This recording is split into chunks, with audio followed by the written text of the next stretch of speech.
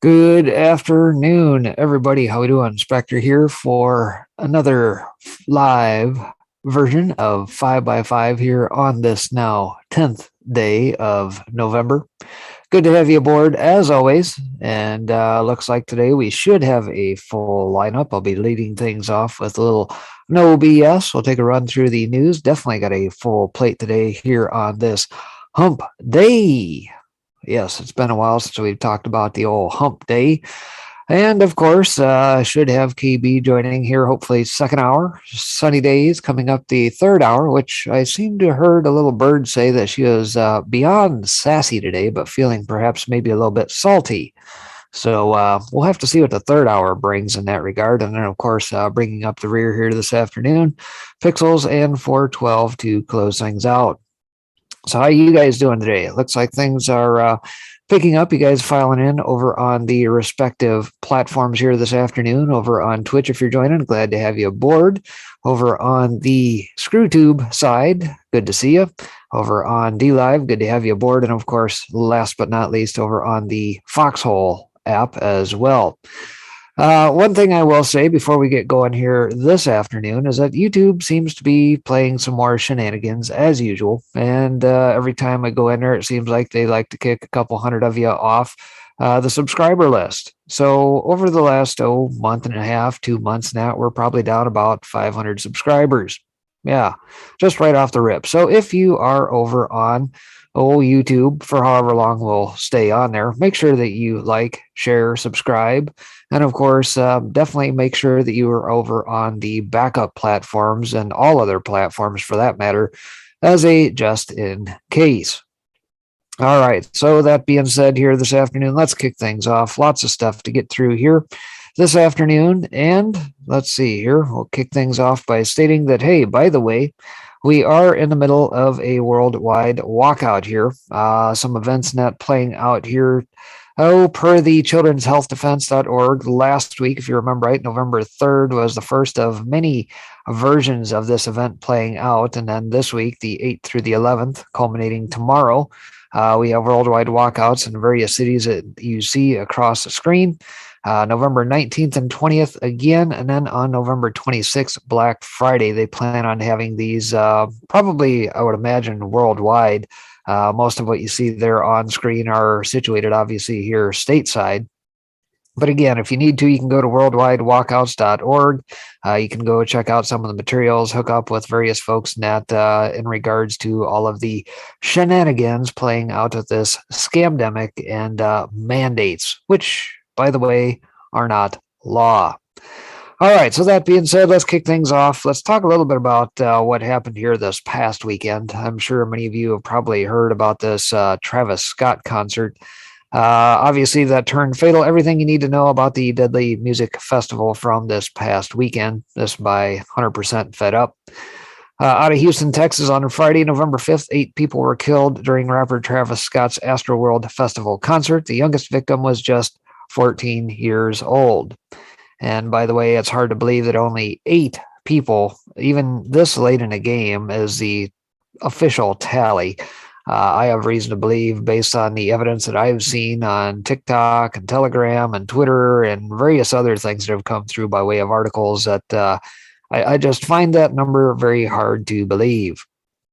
Scott, who is known for encouraging his fans to rage with him at his concerts, has previously been arrested, charged with disorderly conduct after prompting his fans to break through security barricades and rush the stage during the 2015 Lollapalooza.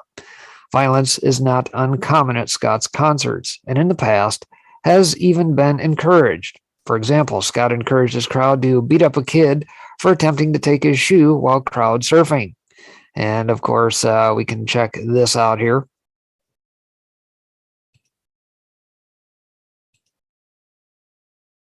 And it appears it doesn't want to.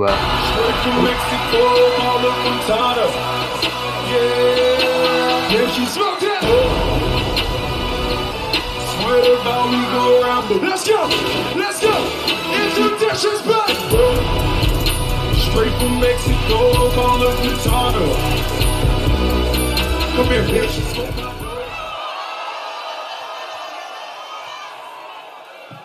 Get that motherfucker, get him! Yeah, all this for a guy claiming to have tried to steal his steal his shoe rather in a past show. Sounds like a winner. Despite having been warned about the crowd by the Houston police chief prior to the concert, Scott did not heed those warnings. Less than an hour into Scott's set, a couple of his played his concert to the end of his set. The festival started out with people rushing the VIP security entrance. In the videos of this stampede, you can see some people trampling others, some just strolling in like they were entitled to be there, and some people tipping over the security scanners, then destroying them. And of course, there was the stampede. I'm sure many of you guys have probably seen by now. When the concert began, the crowd kept pushing closer and closer to the stage. There was no crowd control in place, and concert goers continued to shove their way to the front, packing the crowd in tighter and tighter until no one could move. The crowd became so tightly packed that people were being crushed and could no longer breathe. People began to lose consciousness and were sucked down under the feet of trampling fans, still clamoring to get as close as they could to Travis Scott. 30 minutes into the concert, reports of injuries began to flood in from the middle of this crowd surge. But it was not until about 40 minutes afterward that the concert was stopped. Between 9:30 and 10:10 p.m., people had died and many others were seriously injured. Here's a horrifying first-hand account of what one person later identified as Shauna Faith experienced that night. Says an eyewitness at Astroworld says a massive trampling incident occurred right after the Travis performance began. She also mentions about the extreme crowding before Travis started at Astrofest. I won't take the time to read that. There's another one that I do want to get to here. But it says within the first 30 seconds of the first song, people began to drown. In other people, Faith wrote, breathing became something only a few were capable of. The rest were crushed or unable to breathe in the thick, hot air. No matter how hard she and her friend tried to escape the crowd, they were unable to move, and soon people were screaming for help as those around them began to collapse.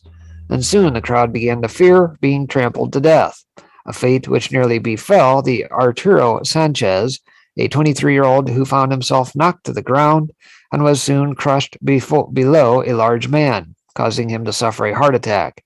According to ABC News, a nurse who was at the concert resuscitated Sanchez after his heart had already stopped. People were dying. We need to stop the music. We needed help. And I'll flash forward here. Obviously, many of us probably saw this as well.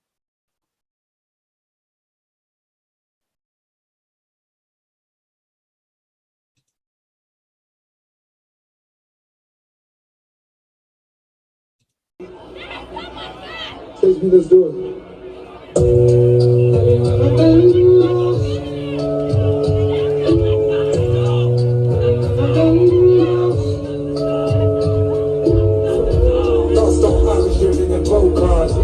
So, yes, obviously the pleas from the crowd. And then, of course, another witness recounts her equally traumatic story of being carried out of the mob and placed unconscious outside the danger zone. This witness, who fortunately happened to be an ICU nurse, noticed pulses were not being checked on some of the victims and immediately jumped in to help. The nurse recalls seeing that people were getting carried out with their eyes rolled back into their heads by security, bleeding from their nose and mouth. When the nurse asked the medical staff for key medical equipment, like stretchers, ambulance, AED, etc., they realized there is only one ambi bag for manual ventilation, one stretcher, and one AED for the 4 people who are pulseless and blue. People were begging the crew operating the stage lights and stuff around us to stop the concert, and they wouldn't. And this one's rather interesting here. It says, medic explains her experience at Travis Scott's Astroworld tragedy. It says, I'm a trained medic. I was doing CPR on a girl as Drake was coming on with Travis. 2 medical staff, quote unquote, came over to help. They were like deer in headlights. They had no effing clue what they were doing. One of them straight up left. The other, quote unquote, medic was screaming if anyone else knew CPR. The 2 that came over had no ambi bag, no gloves, no AED, nothing. I had the girl's friend do mouth to mouth while the dumbass medic was just standing there. I'm yelling for an AED, even a damn CPR pocket mask. They eventually get a backboard and start to put her on backwards, feed at the narrow end. I call the guy an idiot and flip it over. Finally, we get her on a backboard. Cops come over and rip me off her. They pick the backboard up, only to drop her on her face. I was so incredibly mad. I watched a girl die in front of me all because these quote unquote medics were so ill prepared. I'd encouraged anyone here to open lawsuits against the Cactus Jack Astroworld BS. So sad. So the aftermath of this night was devastating. 8 young people lost their lives. Danish Bag, 27, Rodolfo Pena, 23, Madison Dubisky, 23, Franco Patino, 21, Jacob Jurink, 20, John Hilgert, 14, Axel Acosta, 21, and Brianna Rodriguez, 16. The 27-year-old victim, Danish Bag, died trying to save his fiancee from being trampled by the crowd. And one 9-year-old boy, Ezra Blount, is currently in a medically induced coma after suffering severe major organ damage and brain swelling. Ezra was attending the concert with his dad, who, when the crowd began to surge, put him on his shoulders to keep him safe. However, the dad passed out from the intensity of the crowd, causing Ezra to fall and get trampled. There are many people blaming Scott for not stopping the show when he saw the chaos ensuing and people passing out, when he saw the emergency vehicles in the crowd, or when members of the crowd were screaming for help and chanting to stop the show. Scott was unaware of any fatalities or the true nature of the chaos in the crowd until after the show. There are now a growing number of lawsuits being filed against Scott, Drake, who was also performing at the show, Live Nation Entertainment, and other companies that were involved in organizing and planning the concert. These parties are being blamed for neglecting to take precautions to keep the concert goers safe, as well as for not stopping the concert when there were clearly serious problems occurring. And of course, many folks probably have seen this as well, where artists take responsibility for safety of their fans, such as Post Malone and Chester Bennington of Linkin Park, who both stopped their shows to make sure their fans were safe. So bottom line, this is still playing out. Plenty of stuff in the social media likes, the telegrams, the TikToks, and stuff still coming out in regards to that, people's experiences, and that looked incredibly horrifying. Not to mention all the symbology and past tweets and posts and things of that nature, all in conjunction with that. And I struggle to believe that only 8 people at this point have passed. Find it extremely hard to believe. So that being said, let's move on to some other interesting news. Are there any patriots left in the FBI? Interesting piece out of PJ Media here today. Says James O'Keefe, founder and CEO of Project Veritas, a right-leaning, groundbreaking news outlet, recently had his home raided by the FBI. O'Keefe is calling it an attack on the First Amendment. And tonight, a major developing story after the FBI raided the home of Project Veritas CEO and founder James O'Keefe, along with other Project Veritas journalists, as part of an investigation into a diary believed to have been written by Joe Biden's daughter, Ashley. Now, according to O'Keefe, within an hour of the first raid last week, the New York Times reached out for comment. Now, how did the Times know about the search warrant so quickly? I don't know. It's just one of many unanswered questions. Kind of sounds like that pre-dawn raid on Roger Stone. Yeah, exactly. How does the media know just right away, who to call and where said raids are going to take place? Anybody seem to recall the linkages between a certain ABC agency and, say, the media from some various posts of the past? Looks like that is still the playbook in question here today. Says I woke up to a pre-dawn raid, O'Keefe told Sean Hannity of Fox News. Banging on my door, I went to my door to answer the door, and there were 10 FBI agents with a battering ram. White blinding lights, they turned me around, handcuffed me, and threw me against the hallway. I was partially clothed in front of my neighbors. They confiscated my phone. They raided my apartment. On my phone were many of my reporters' notes, a lot of my sources unrelated to this story, and a lot of other confidential donor information to our news organization. The homes of 2 journalists who had worked with O'Keefe were raided the day before, ostensibly over a stolen diary owned by a daughter of President Biden few people seem to have heard of. The diary had a lot of personal information, including how the author, allegedly Ashley Biden, had taken probably not appropriate showers with her dad as a child. Why would the FBI chase a diary belonging to Biden's daughter? I'm guessing it's about the president showering with his young daughter. I recall a time when the FBI chased commies rather than worked for them. How soon until Biden's Stasi visits O'Keefe's sources and donors? If I had a diary stolen, I might, at best, get a cop to come to my house and fill out a report. Most likely, I'd be told to go to the local police station and fill out a form. I'm pretty sure the FBI wouldn't care.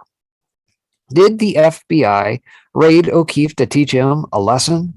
They asked him not to publicly discuss the diary raids. He decided to go public after a New York Times reporter called one of his employees an hour into one of the Project Veritas raids, which the FBI asked O'Keefe to keep quiet about. The FBI must have told the reporter about the raid. So O'Keefe went public too. The next thing he knows, he is slammed against a wall in his underwear as his neighbors watched. This is an attack on the First Amendment by the Department of Justice, O'Keefe told Sean Hannity. I've heard the process is the punishment. I didn't really understand what that meant until this weekend. And, Sean, I wouldn't wish this on any journalist. Maybe it's also a warning to other conservative journalists. How can we not take it that way? Will they knock my door down after reading this? Check out Mark Dice's brilliant take on the FBI raid of O'Keefe's home. We'll see if we can let this play through. On Saturday, James O'Keefe, founder of Project Veritas, had his apartment raided by the FBI. And you're not going to believe what they were looking for. Joe Biden's daughter's diary, which was allegedly stolen in a burglary last year. Until now, most people had never heard of Ashley Biden's diary, but some of us have because last year in October, just before the 2020 election, a website called nationalfile.com published excerpts of what they claimed were Ashley Biden's diary, which contained, let's just say, extremely disturbing entries about old Joe doing more than just sniffing her when she was a kid. Yeah, obviously. And of course, Patrick Hawley is the one that broke that story over at National File. Many of you guys may have seen that he was recently on with Stu Peters here, I believe, beginning part of the week, probably discussing that. I guess one might question whether or not he may get paid a visit. And if so, I pray that all is well. No one can be surprised about the FBI's raids against Project Veritas. It is doing yet more dirty work for the left. One-liners to remember. The FBI maintains a webpage of the January 6th protesters they are looking for, including cookie baking nanas. They do not have a site dedicated to violent leftists. Roughly 50% of Antifa and BLM rioters arrested had their federal charges dropped, while January 6 protesters remain jailed in putrid conditions. The quote-unquote plan to kidnap Michigan Governor Whitmer has FBI fingerprints all over it. And I guess maybe one more we might add is Ray Epps. Yeah, the guy who instigated the night before January 6th and who was recently paid a visit by, a lone, curious, investigative journalist. So there's that as well. Says we can go on and on about the shady business the FBI is engaged in, from General Flynn to Roger Stone, etc. But the real question is this: are there any patriots left in the FBI?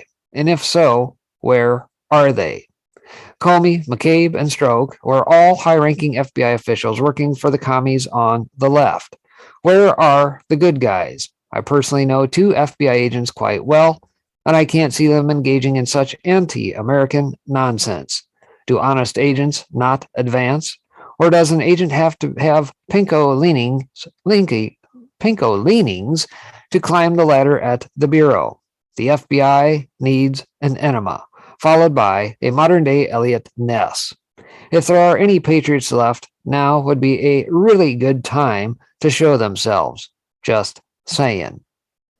So yes, the strong-arm tactics of the DOJ, the FBI, continue to persist, and of course, many of us who've been paying attention to the January 6th regards and the sham committees and that are playing out with Congress continue unabated to this day.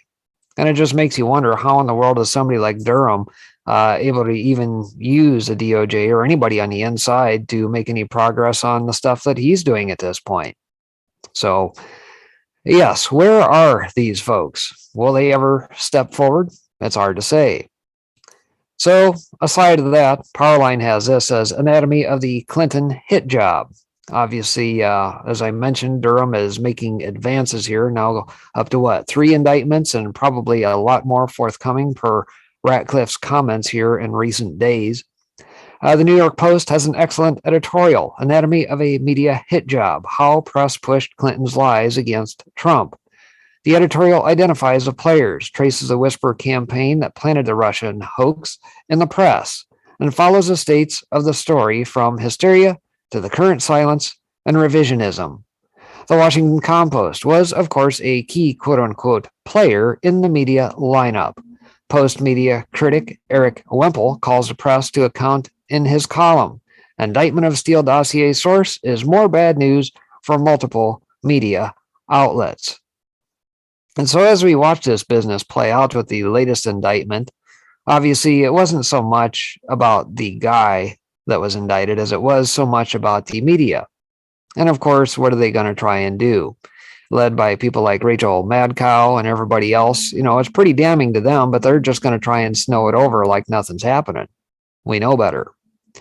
Christopher Steele and his ludicrous so-called dossier lie at the heart of the Clinton hit.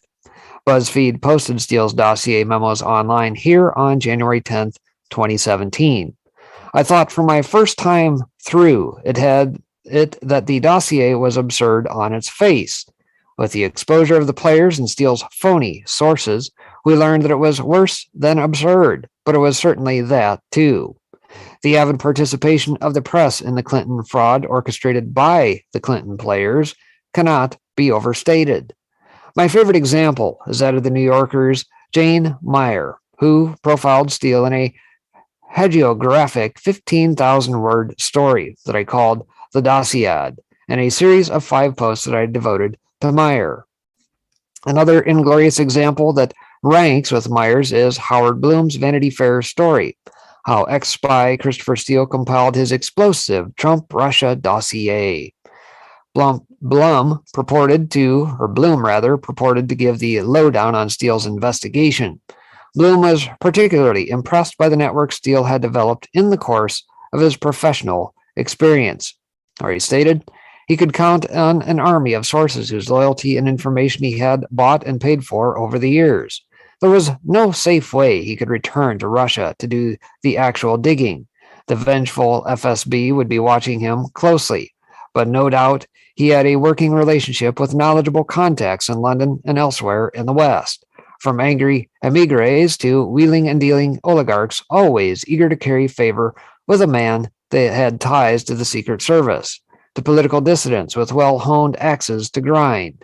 And, perhaps most promising of all, he had access to the networks of well-placed Joes, to use the jargon of his former profession. He directed from his desk at London Station, assets who had their eyes and ears on the ground in Russia. No doubt. Bloom provided a partial listing of Steele's sources based on Steele's say-so in the dossier.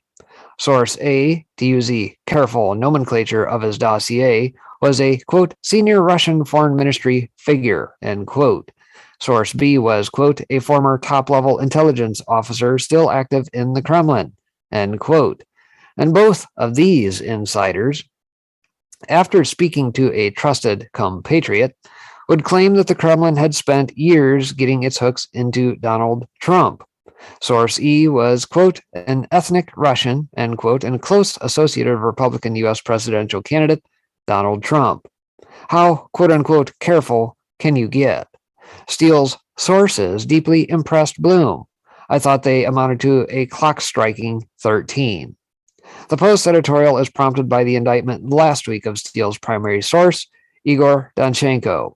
I took my own look back and deep meaning of the Danchenko case. So obviously this does continue per that piece there. But the bottom line, the grip is getting all the tighter, and it's a matter of time. Who do you guys think is probably going to be the next lucky one to feel the wrath of old Durham here?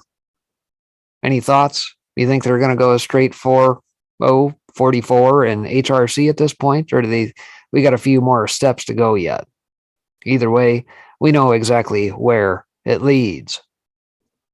So aside from that, paying attention to the Rittenhouse trial and that playing out, some interesting pieces here. Red Voice Media had this.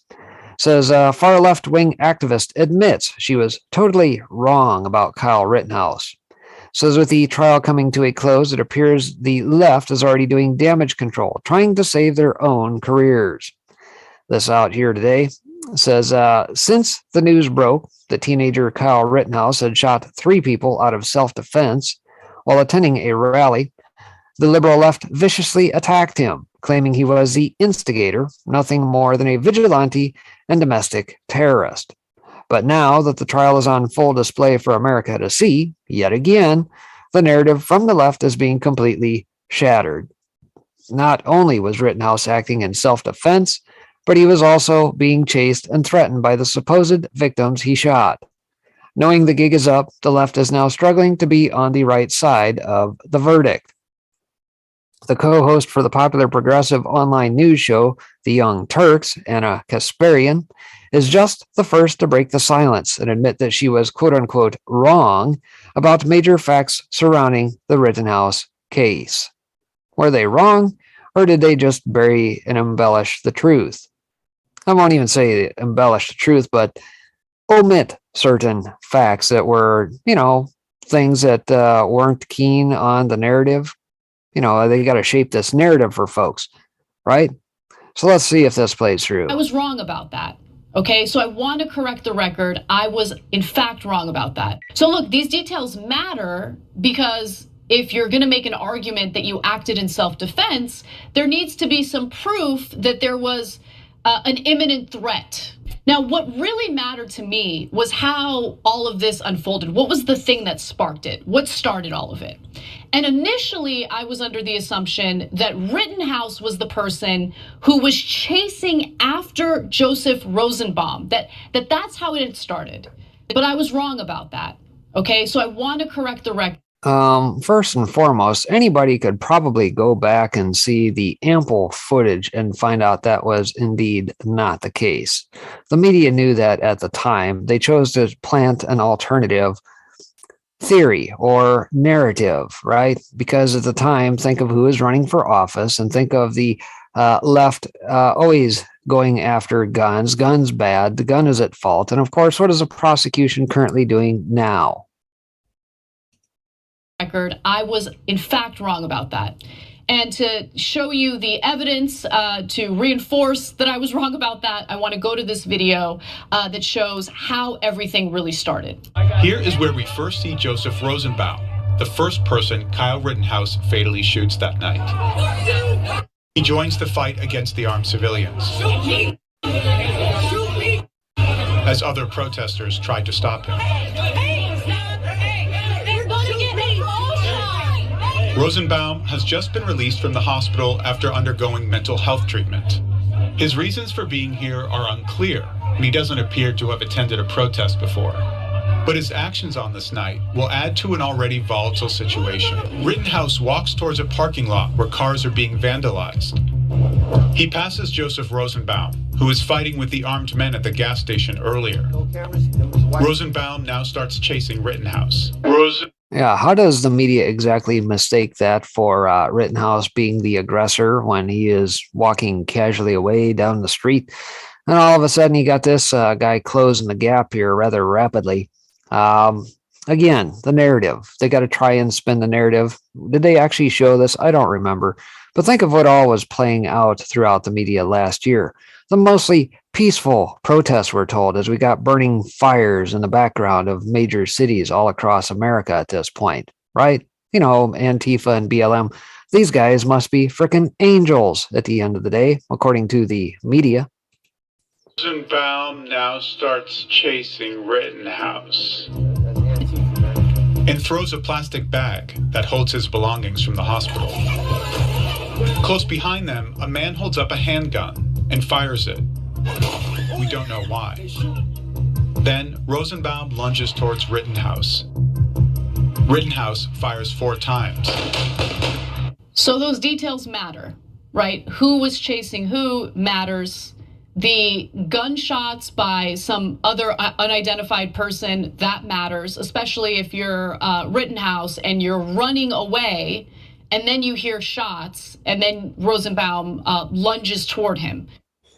Bottom line, as usual, the media lied. They lied by omission, by not providing the details that surrounded this. So to say that they have come around and now, quote unquote, see the light, total BS, more gaslighting from the Mockingbird media. Doesn't matter if we're talking Young Turks or not. So aside from that, did Rittenhouse prosecutors try to manufacture testimony? Update defense calls Rittenhouse, who has been on the stand here today. Interesting piece out of hotair.com here today. It says, is this standard operating procedure among prosecutors? Or is this as bad as it looks? When this clip from the testimony of Nathan DeBruin and the Kyle Rittenhouse trial got published on Twitter, I asked that question in earnest. The answer remains unclear, but it certainly looks as though DeBruin is describing an attempt by prosecutors to pressure DeBruin into amending his police statement to favor their case. Suborn perjury isn't quite accurate, but this seems to go beyond mere witness coaching, too. B, I want no reaction. Facial reaction, please. Describe your meeting with Mr. Binger and Mr. Kraus in their office. Object to relevance. Answer it? Please. I don't know the date off the top of my head, but I was called down to the district attorney's office. I met with Mr. Binger and I don't remember his name. The individual who's in the blue. And I was called into a room, sat at a table, handed my police statement, got to read over my police statement, and then I was asked if I would like to add anything to the police statement, and I said I would not. Mr. Binger pulled out a cell phone and showed me a video and also a photo, which was actually one photo that I brought today, and asked me if I knew who a gentleman was in that photo, and I said I did not. And he asked me to, he said this is Joshua Zeminski. Mr. Binger also has a case with him, and I am subpoenaed for that case also. And he says, well, that's who that is. He put the phone down, he picked the phone back up and says, who is this? And I confusedly said, like, Joshua Zeminski, and he's like, would you like to add that to your statement? And I just felt I didn't want to change my statement. okay. And as a result, what did you do? I hired an attorney. And that's Mr. Rose. Yes.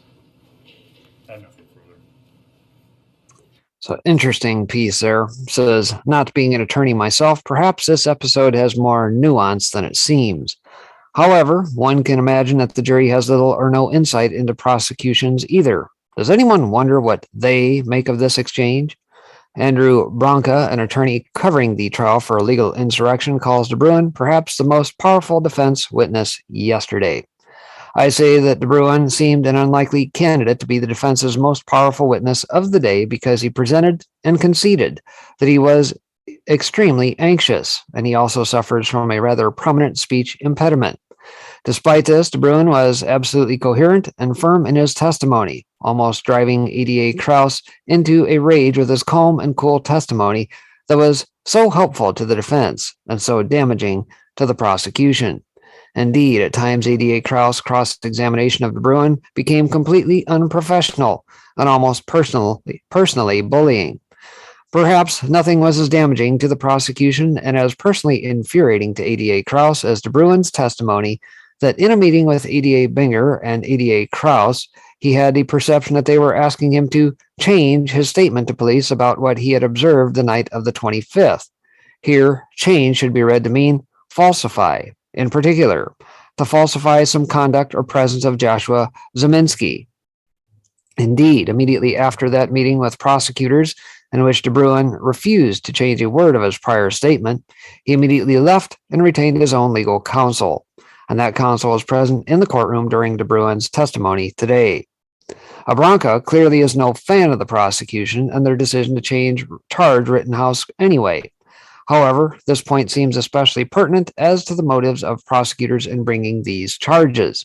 Whether they just got overzealous or are pushing a political agenda, it doesn't look good for them that a witness felt compelled to hire an attorney to protect himself from prosecutors. The case continues today, perhaps to the surprise of some, after the prosecution basically stumbled into establishing a case for self-defense through their own witnesses. At the very least, a truckload of reasonable doubt on that score. The prospects for a directed verdict seem pretty decent. Bronca explains why that was an unreasonable expectation. Let's see here. This is going to go on here for a little bit, but bottom line, this thing is still going on, and we'll jump over to what has just recently come through, or came through yesterday rather, but live prosecution rests case in Kyle Rittenhouse trial. Defense is up next. This was here yesterday. I presume this is live.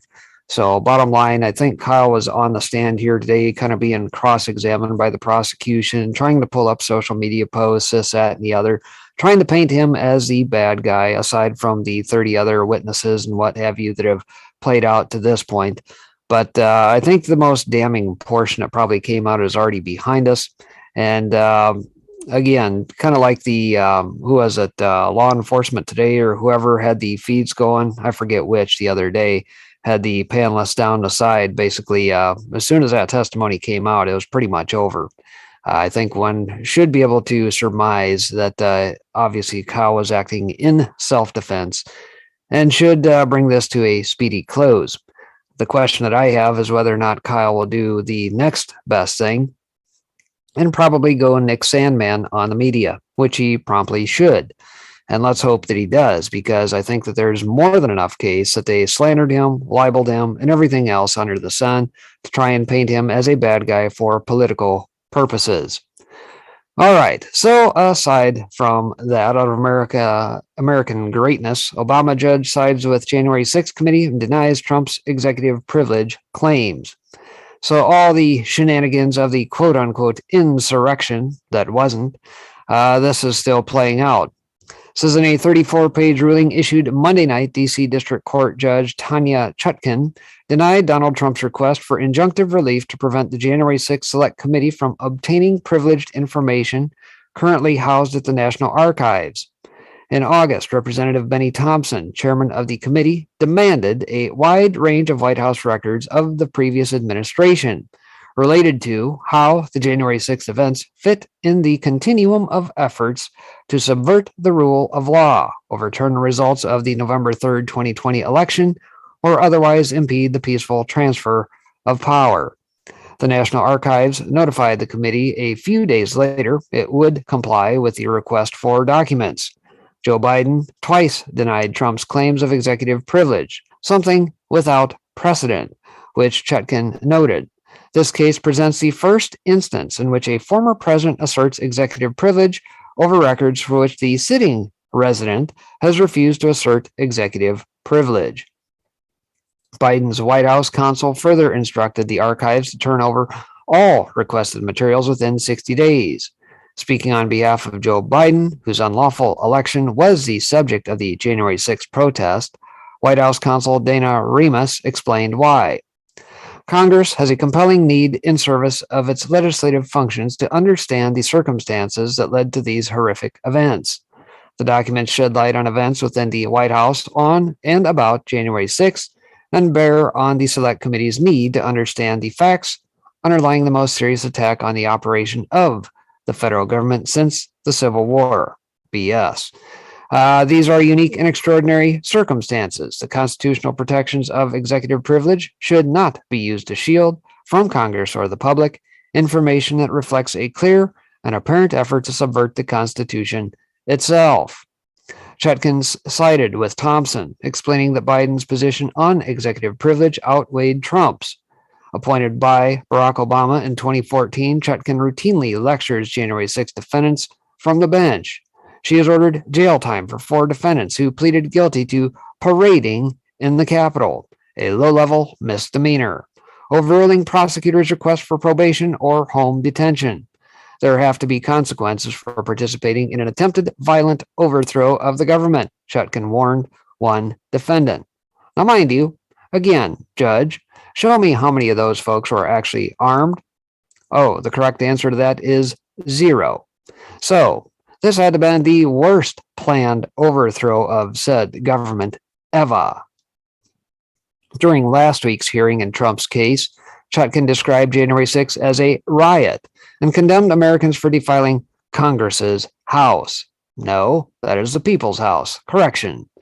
While acknowledging the committee cast a wide net for documents, the timeline dates back to April 2020 in an effort to capture all communications related to the 2020 presidential election, and Trump's claims the election was illegitimate. Chutkan agreed with the committee's broad scope based on the premise it is necessary to investigate the extent to which the January 6th attack on the Capitol may have been an outgrowth of a sustained effort to overturn the 2020 election results, involving individuals both in and outside government. And rejecting Trump's additional argument that the committee has not yet identified potential legislation Congress could pass as a result of the committee's work, Chutkan imagined a detailed list of new laws that might be enacted to prevent future attacks on the Capitol, including punishment for members of Congress, quote, who engaged in insurrection or rebellion or gave aid or comfort to the enemies thereof, end quote. A clear swipe at Republican lawmakers accused of inciting the events of January 6th, and changes to intelligence agencies that would allow the government to target domestic threats to elections. These are just a few examples of potential reforms that Congress might, as a result of the Select Committee's work, conclude are necessary or appropriate to securing democratic processes, deterring violent extremism, protecting fair elections, and ensuring the peaceful transition of power, Chutkan suggested. Well, Ms. Chutkan, wouldn't it be funny if by chance in said documents that, perhaps Trump is only putting up a front to fight, what if in the National Archives of all this stuff, we just happen to find some conversations about Nancy Pelosi, preventing the backups and that from coming in, or stand down orders, or any other communications he may have just happened to throw in there for a good measure? Will that come to light too? Will that backfire? I don't know, just a thought. Thompson praised Chutkan's ruling in a statement released Monday night. This decision affirms the importance of the Select Committee's work to get answers for the American people. Yep, because that is exactly the first priority all of us have, is getting to the bottom of this sham committee. Recommend changes to the law to strengthen our democracy? No, and help ensure nothing like the attack of January 6th ever happens again. No word yet on whether Trump plans to appeal Chutkan's ruling. Bottom line, it's a 44 appointee, probably not going to make very much headway. And of course, if November 3rd is our guide with any sort of litigation that was put to the courts, not through the courts, but put to the courts, well, we're not going to see much by way of justice. So aside from that, still along the lines of January 6th, says it's time for Republicans to take a stand against Pelosi's January 6th circus. That's out of the Liberty Beacon here today. And it's a question of whether or not Republicans actually have the guts to, obviously, if you look at the likes of Kinzinger and Cheney, obviously they are not representative of the rest of the GOP, as much as Kinzinger would like people to believe. So it's an interesting prospect. Says, when will the House Republican Conference, minus 2 members who should no longer be in the conference, turncoats Cheney and Kinzinger, rise up as one to denounce the Pelosi Select, the Heretics Committee, as unconstitutional, as have Representatives Banks and Taylor Greene, and the panel's subpoenas as invalid as the fruit of an unconstitutional tree. This panel was selected only by Pelosi, contrary to normal House procedures, that the minority party selects its members on House committees. The subpoenas issuing forth from this invalid committee are disdainful of the First Amendment, as the draft suggests that it is unlawful to hold a different view of election results from that held by the winning party. The Dems have made a fetish over their insistence that to disagree with the leftist view is to assert a false, and what is more, an unlawful claim. Since when are differing views on politics disallowed under law as false? one can appreciate the disfavor with which the woke leftists view Thomas Jefferson, principal author of the Declaration of Independence. In his first inaugural, Jefferson declared, "Error of opinion may be tolerated where reason is left to combat it." Are we to understand that the woke left now holds a view that as reason is not to be allowed to combat their politics, error of opinion can be recognized? Isn't this the hallmark of the totalitarian state? One has no right to individual application of reason, and therefore one has no possibility of holding an erroneous opinion. Reason is whatever Big Brother says it is. No wonder the woke left calls for a transformation of America. Leftists aim to turn the American spirit of freedom into the ancient ban on freedom to think. When will the House Republican Conference resist the efforts of the Dem woke leftists to ban freedom of thought in the homeland? Didn't the rabid left resist accepting the presidency of Donald Trump after November 8th, 2016? Didn't the anti-Trump, never-Trump crowd wallow in the false claim of collusion between the duly elected president and Russia? There was no congressional investigation of the Trump resistance, no congressional investigation of the lie about colluding with Russia. Indeed, the investigation for most of Trump's first term was about President Trump and the lie that he colluded with Russia, a desperate effort to get the American people to believe the lie. In these times, when the essence of civil liberties is under attack from Biden and his handlers, if a patriotic group were to declare resistance to Biden's unconstitutional rule, his attorney general likely would send the FBI to invade the homes of resistors and throw them into solitary confinement without trial. Nevertheless, the time to defend the Constitution is precisely when it is under attack by its enemies. It is not domestic terrorism to speak out when the First Amendment is violated by an unconstitutional select committee. It is an act of patriotism, faithful to the legacy bequeathed our generation by the founders, who are to be cherished, not vilified. As Representative Banks and Taylor Greene have courageously indicated, the Pelosi Select Committee on January 6th, together with any and all subpoenas issued, offends the Constitution. The House Republican Conference must speak out now, forcefully, to declare the Pelosi panel and its detritus null and void ab initio. Our national legacy of freedom depends on it.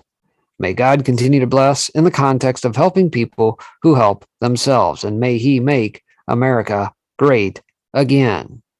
So yes, where are the spineless cowards in the Republican Party?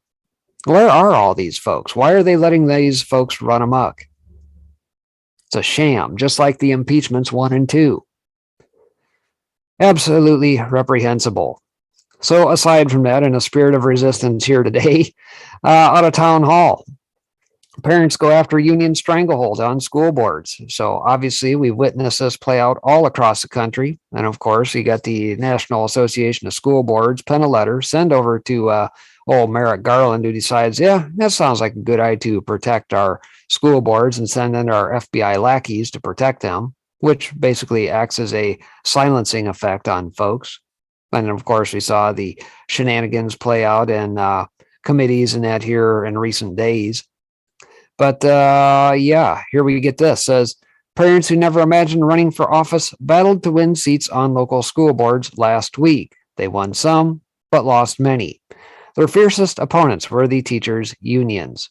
The media portrayed these school board races as culture wars, but more than anything, they were struggles by parents to wrest control of the boards from self-serving unions. For decades, unions have maintained a tight grip on who gets elected. No wonder school district decisions about budgets, masking, COVID closures, curriculum, and teacher contracts protect teachers first. Never mind what's best for kids. And I guess I'll pause there and remember that who ultimately were the ones going to the CDC while all our kids were home from school. Was it about health, or was it about the teachers' unions being granted favor through the CDC? I think the latter. Says that needs to change. Albuquerque, New Mexico winning candidate Courtney Jackson told a local newspaper the Board of Education should be the kids' union, not a puppet of the teachers' union. Jackson decided to run after watching the board discuss when to end lockdowns.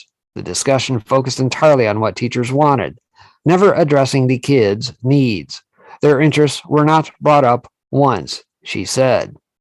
In Guilford, Connecticut, a small seacoast town, the Guilford Education Association, representing teachers, ran the show. In a questionnaire for school board candidates, the union's number one question asked candidates to pledge support for collective bargaining rights. Question 2 asked candidates to guarantee unions will be included in all discussions of the school's policies and funding. Question 3 asked candidates to promise to oppose all proposals that would censor teachers from teaching about inclusion, diversity, and equity. What about the kids? All 5 Guilford candidates who gave the correct answers won the union's backing and prevailed on election night. Their slogan was, "Protect Guilford Schools." But their true goal was, "Protect the Teachers Union." One of the winners boasted of coming from a long line of educators, while another promised, "I will listen to our teachers, administrators, and superintendent and respect that they act always in the best interest of our students and schools." And I think we have seen that not to be the case all around the country. It says nearly everywhere, teachers' unions use money and manpower to turn out voters. Challengers need to do the same. The 3 Albuquerque school board candidates who defeated the union state went to the local Chamber of Commerce, other small business groups, and Republican Party allies for alternate sources of money. When the results were in, the president of the Albuquerque Teachers Federation predicted a new dynamic on the board, with some members actually disagreeing with the school district's employees. Imagine that. In Colorado cities, including Denver and Steamboat Springs, union slates won handily. But in Douglas County, Aurora County, and Greeley, Evans School District 6, challengers outspent the union and broke its monopoly on school board seats. After union-backed candidates were defeated in Douglas County, Kevin DePascal, president of the local chapter of the American Federation of Teachers, predicted big changes. In the past, teachers could just assume the school board had their backs. In Montclair, New Jersey, the mayor, Sean Spiller, serves as president of the state's largest teachers union, but also appointed the school board, a blatant conflict of interest. The board negotiates the teacher's contract. Last Tuesday, the town voted 70% in favor of replacing mayoral control with an elected board. That's an improvement, but electing the board won't guarantee students become the priority. In New Jersey, the teachers union wields enormous electoral power with the support of Democratic Governor Phil Murphy. By the way, isn't that contest still being contested at this point? Did we ever find out what's going on there? I don't believe that Chitterelli conceded yet, did he? I don't know. I hadn't seen anything come through. Says, although school board elections are often officially labeled nonpartisan, that's intentionally misleading. In Tennessee and Florida, Republican state lawmakers are pushing legislation to discard the nonpartisan label so voters can see these elections for what they are. Last week's elections were just the beginning. Many school districts will elect board members sometime in the spring instead of on election day.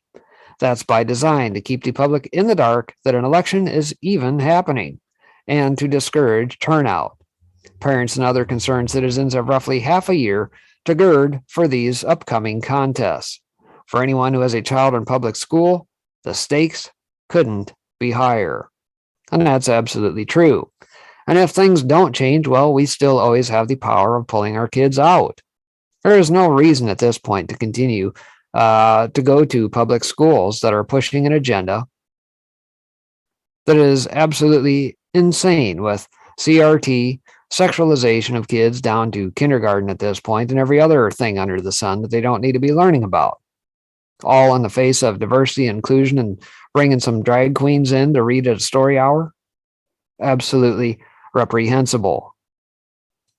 So aside from that, switching over to some big tech related news, FTC appointee was pushed out of Google for political activism. This is out of the Washington Free Beacon here. Says internal documents show Meredith Whittaker was reprimanded for insubordination. The Biden administration's choice to advise the FTC on artificial intelligence was pushed out of her position at Google for being too political and insubordinate, according to internal documents reviewed by the Washington Free Beacon. Meredith Whittaker announced Friday that she is joining the FTC as a senior advisor on AI, a position that reports directly to Chairwoman Lina Khan.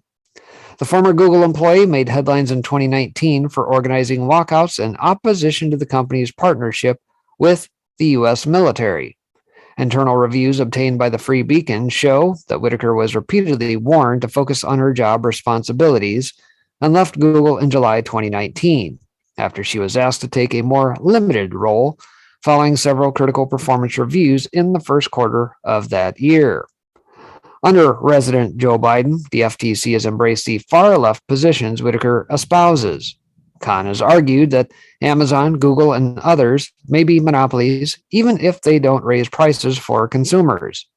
FTC Commissioner Rebecca Kelly Slaughter has said that antitrust enforcement can't be value neutral and that the FTC has a mandate to tackle structural and systemic racism. Aha, there it is. Carl Szabo, vice president of tech industry group NetChoice, told the Free Beacon that Khan, Whittaker, and Slaughter share an obsession with using antitrust to shape progressive policy. Although Whittaker has presented herself as an expert in artificial intelligence ethics, some former colleagues have accused her of inflating her credentials, noting that she has no formal training in the field and has done no peer-reviewed research. One manager described her impact inside Google as non-existent in the AI bias space, if not negative, and said that there is not a lot of value in the work she touted. Under Whittaker, Google's AI Now Institute received funding from liberal donors, including the Ford and Omidyar foundations. Aha, Omidyar, we just talked about that in a piece I put out here very recently, and in regards to what is playing out with vaccine passports. Omidyar, if you're not familiar, that is the head of eBay and his foundation. In her performance review, Whittaker highlighted her work on the Institute as her major contribution at Google, prompting a manager to comment.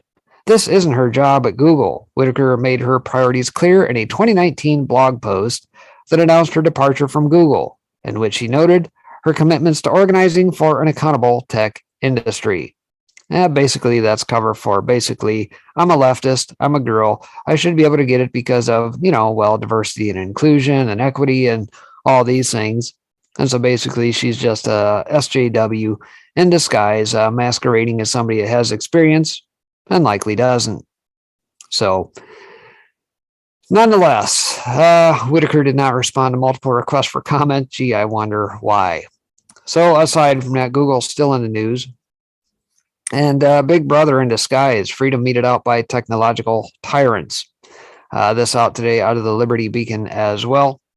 The metaverse is Big Brother in disguise, freedom meted out by technological tyrants. So, yeah, excuse me, it's Facebook, Google. That's kind of one and the same. It's all DARPA. Out of John Whitehead and Nisha Whitehead from the Rutherford Institute, says, welcome to the Matrix, in effect, the metaverse, where reality is virtual. Freedom is only as free as one's technological overlords allow.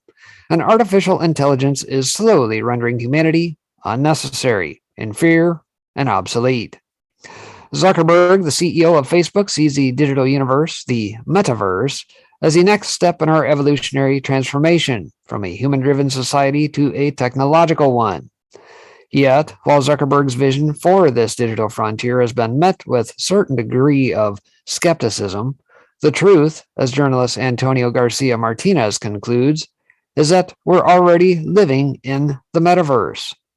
The metaverse is, in turn, a dystopian meritocracy, where freedom is a conditional construct based on one's worthiness and compliance.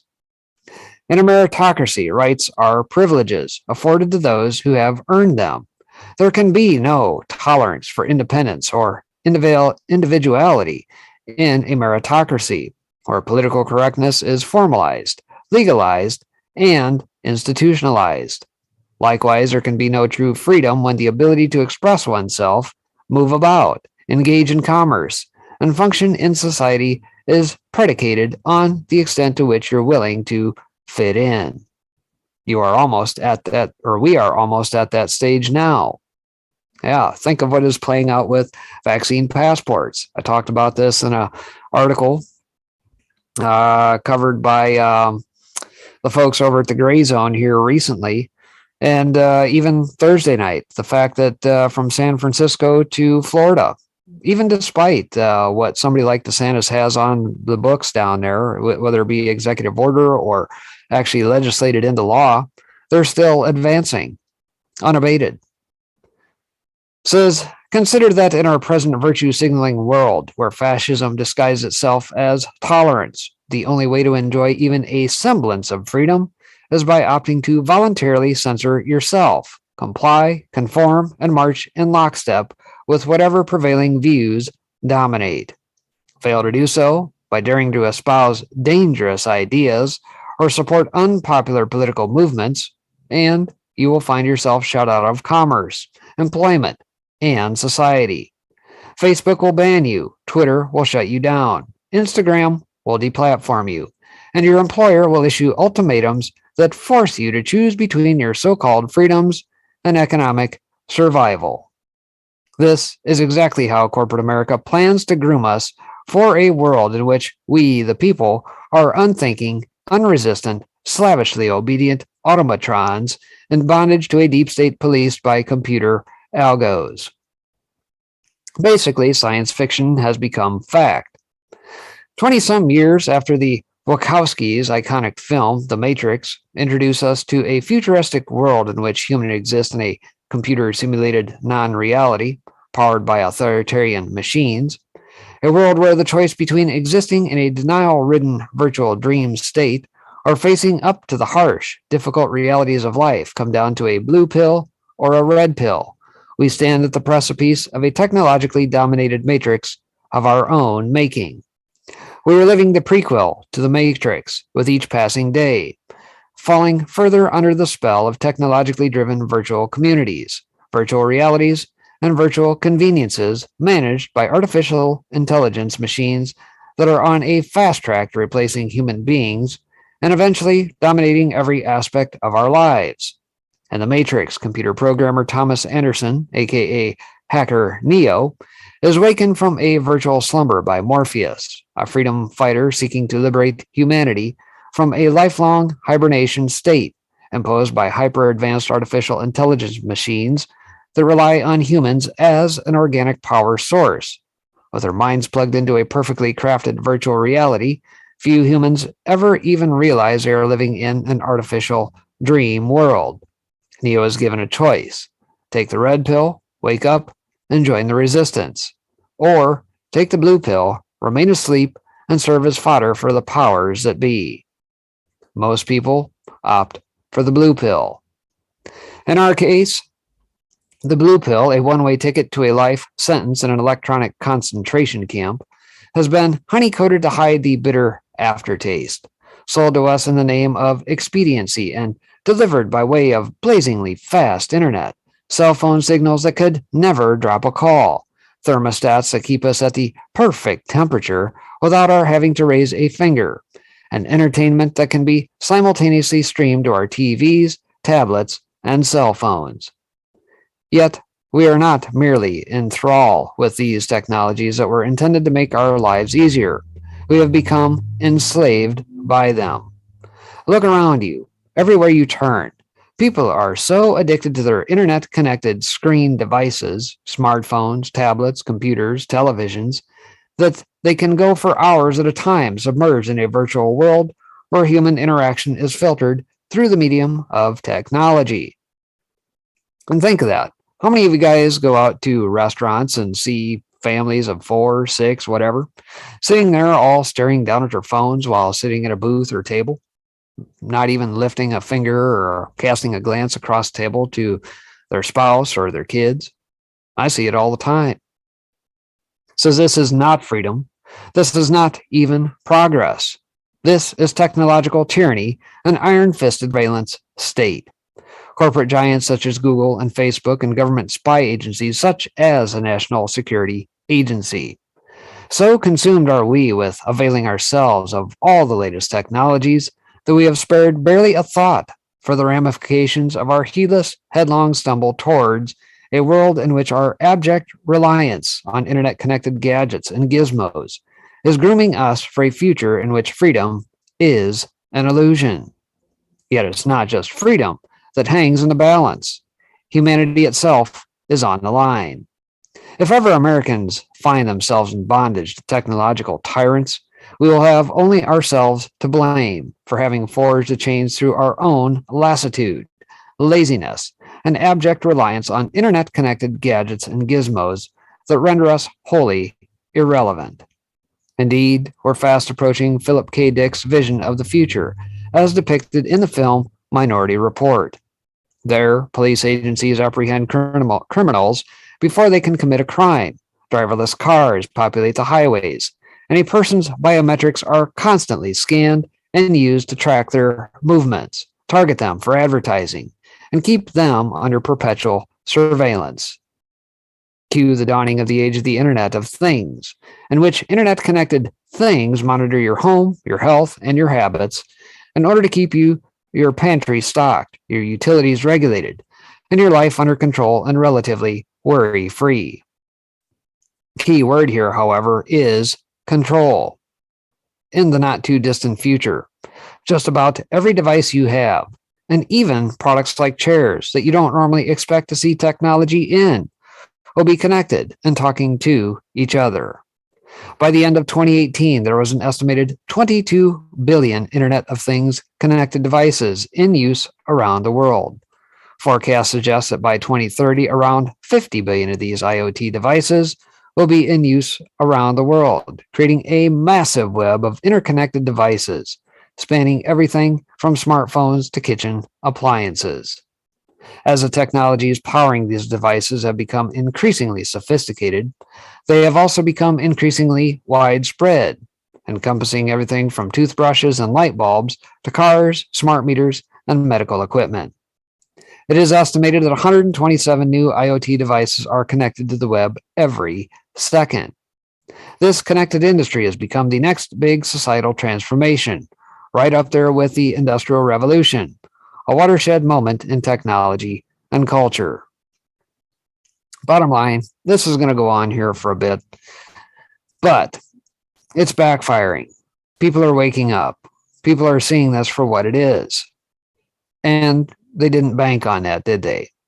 You get the Klaus Schwabs, the Davos types, the fourth industrial revolution that Klaus Schwab dearly wants for his Davos cronies, and selling and manipulating of all your data and everything you're connected to. And people just aren't keen to that idea. As much as they try and push for it, as much as they want to try and bankrupt the economy, as much as they want to try and push for shortages this and supply chain that, people are waking up. Do we necessarily need them? No, we don't. Not at all. Can we use this very same technology against them? Oh, absolutely. Absolutely. And that's exactly what we're going to do. So let's see here. Let's see. Oh, I guess I'm still flying solo here. It's past the top of the hour here. I guess I'll keep going here for the sake of time. Don't know if KB will be joining or not, but I've definitely got plenty of material to go through. So I guess we will continue on. All right. So aside from that, KB, if you get in here, just give me a yell, I suppose. Let's continue on with this. Says, out of Sons of Liberty, Operation Polaris, how feds and states look to control you in your own backyard. The Common Core diva Lynn Taylor joins me for another Rotten to the Core Wednesday to expose more on Operation Polaris. This is another means by which fascists in government and fascists in business work together to not only limit your liberties, but control you. So let's a little of this play through.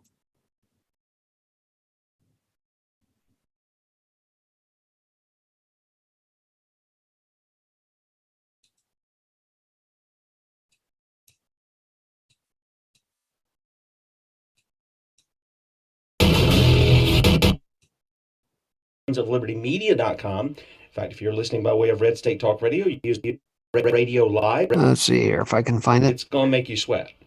$10, it's going to make you sweat. $10 and sodomite. Richard Rowe. He didn't care about anti-vaxxers. I don't give a crap about them, is what he said. And he took his Pfizer shot like a good little sheep. He's dead 7 weeks after getting that second shot.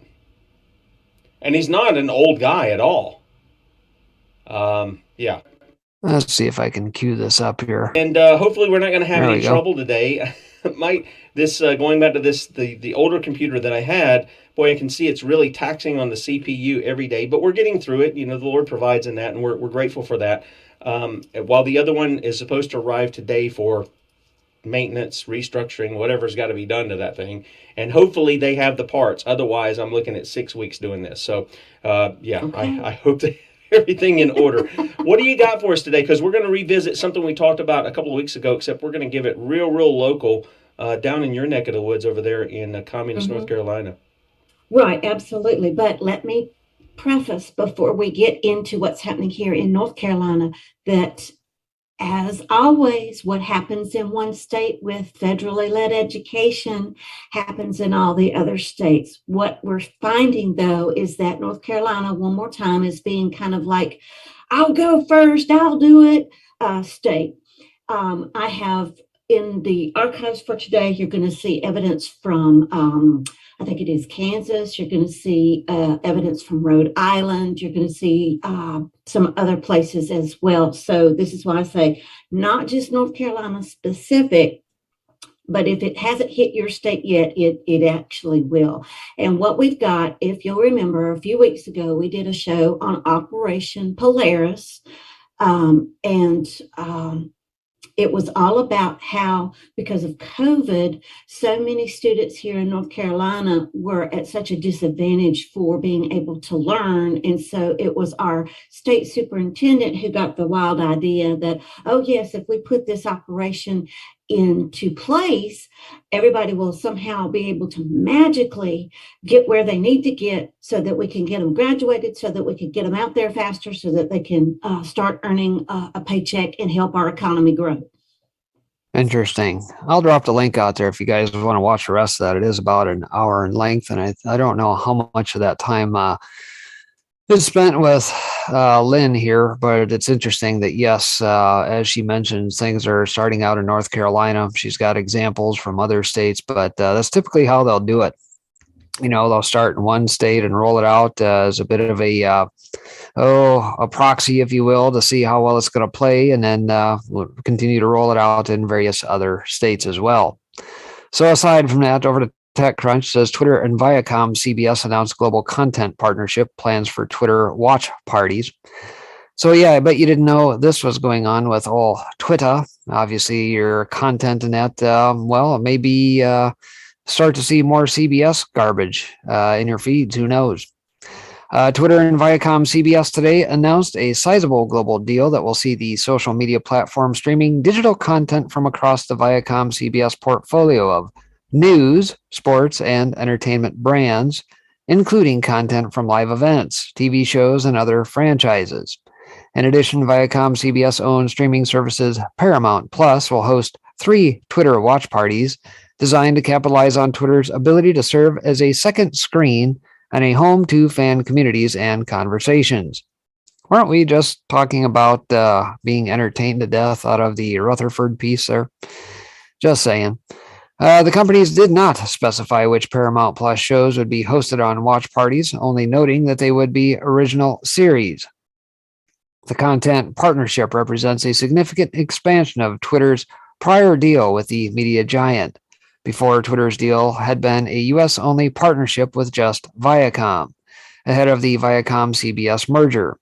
The renewed agreement is now a multi-year global deal and expands to include the entire Viacom-CBS portfolio. That means it also now includes news and sports, instead of only entertainment properties, as before.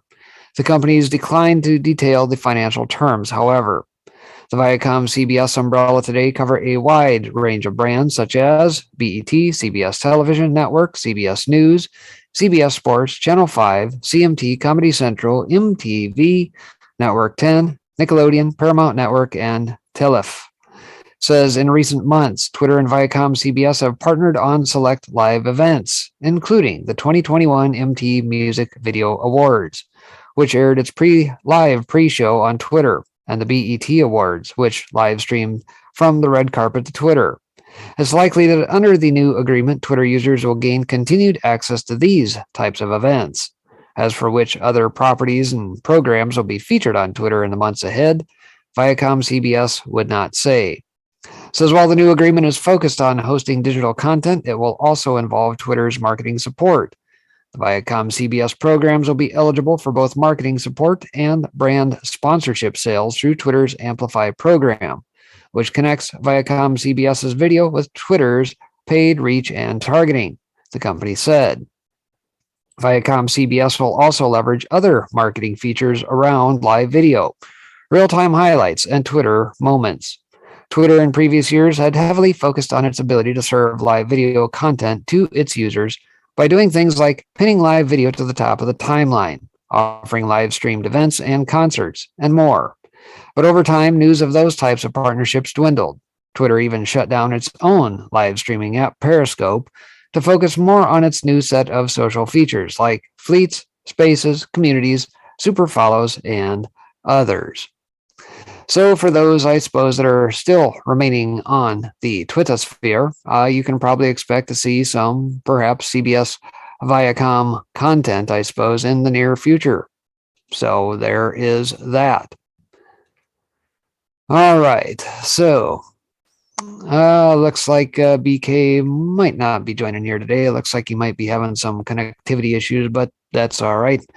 Like I said, we definitely have plenty of material to get through.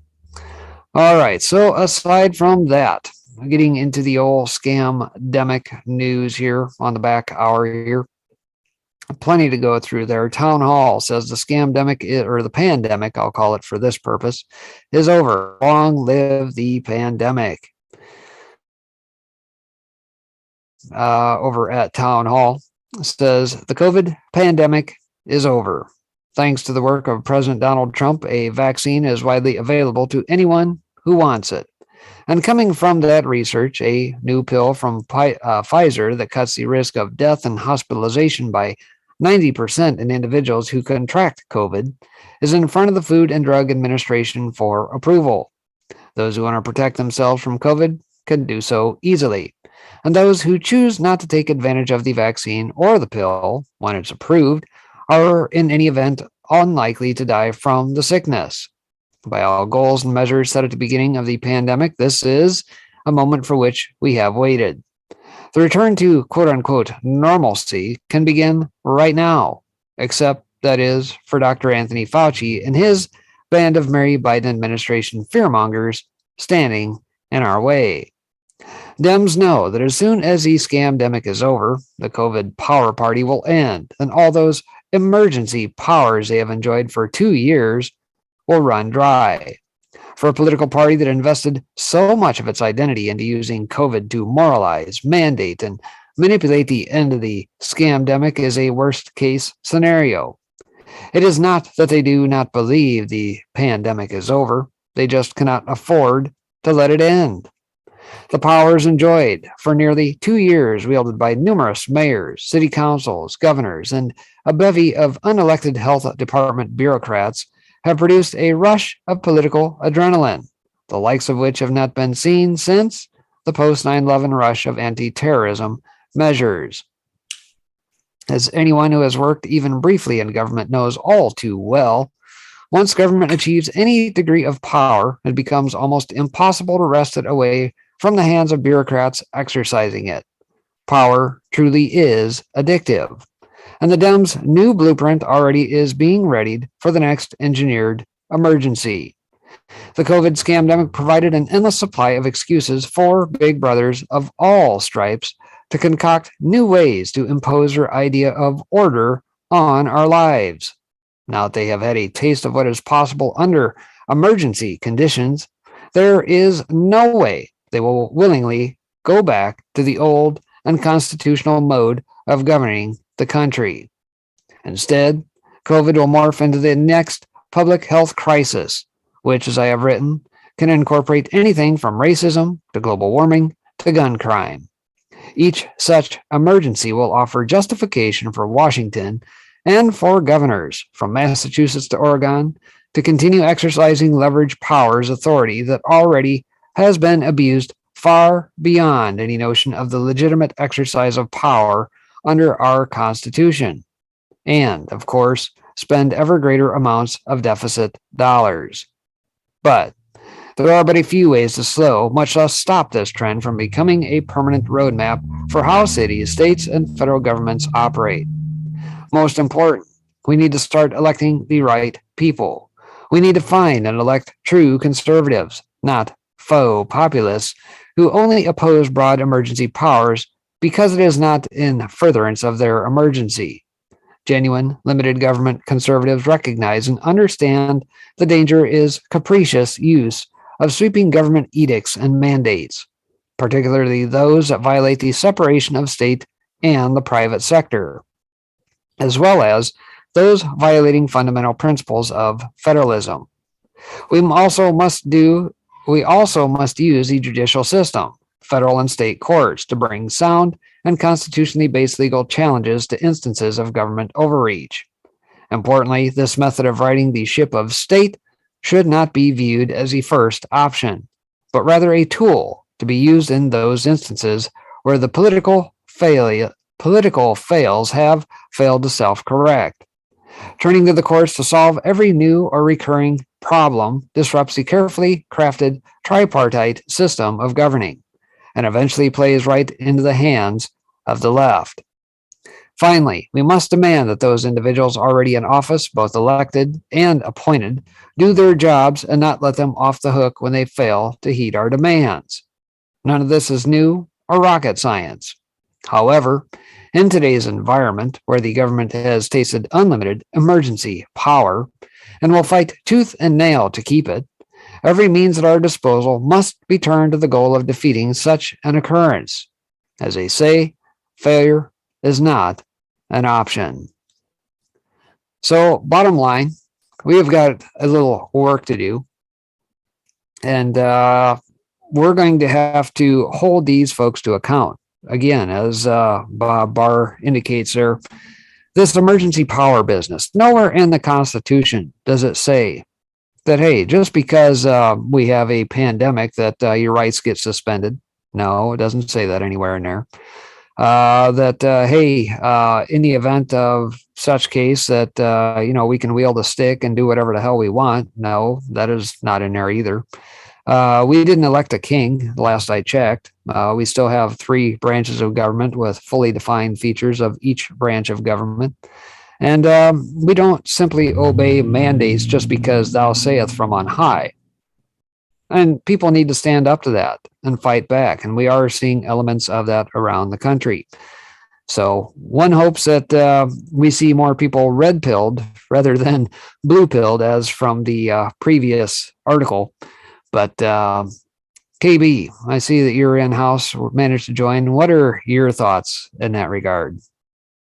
I'm fully in concurrence with that, I think. I think the people are starting to wake up, surely. From where I'm sitting here in South Africa, we're watching an enormous amount of people actually starting to question the narrative. And like I said to you last week, I keep on I'm so optimistic as to the outcome of what we're about to be seeing. So we're starting to see regular folk waking up, being red-pilled day by day. Yeah. Purely by the fact that the left are pushing these ridiculous mandates, ridiculous narratives that just don't make any sense to anybody. Yep. Folks are saying you might be a little bit low on your mic. You might want to bump that up just a little bit. Might be able to hear you a little better. But while you're doing that, how are things down your way at this point? Any major updates or developments since we last spoke, I guess, on anything for that matter, I suppose? Nothing that's actually changed all that much over the past week. Is my mic a little louder? Might need to go up just a little bit more. I'm going to try this. I hope this works. We've had one consecutive week after another, one consecutive day after another of no power. This ridiculous excuse for a government in South Africa can't even provide power to the people. So we don't have electricity for about 8 hours of the day. Well, that's just part of normal modern society now when, we send this junket of folks over to COP26 and, Greta says, we got to get rid of all this dirty coal and everything else. Well, I guess at the end of the day, the best we could do is provide power for 16 hours a day. And that's just going to have to be good enough. Well, I'm not sure whether I should laugh or cry, but crying is not really an option, so we have to laugh. Yeah. What's left of this so-called government is, while they're busy really pilfering or raping the coffers in this country, we estimate that what they're about to do is actually destroy what's left of this economy. They are hell-bent on trying to promote their Green New Deal. They hell-bent on trying to promote anything that doesn't make sense. But welcome to the club. Yeah, and like I said last week, I've never been this optimistic about their failure. Well, let's hope so. I mean, the same thing is playing out here at KB as I'm sure you're seeing.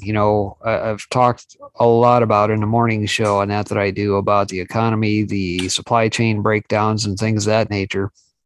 And here today, the big rub is that they talked about producer price indexes and consumer price indexes, things of that nature, which I'm sure you're fairly familiar with. But obviously, we're dealing with inflation that is going through the roof.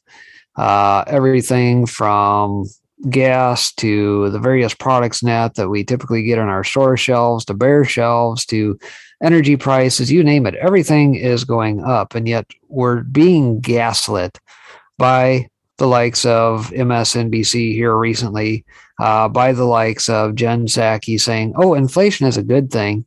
And we have a Federal Reserve who just says, well, it's transitory, except the data proves otherwise. And the thing that I came across here the other day was an article saying, this stuff isn't born in a vacuum, folks. It's not like all of a sudden, COVID came along and all this stuff was exposed and COVID's the sole thing to blame. No, this thing has always been there.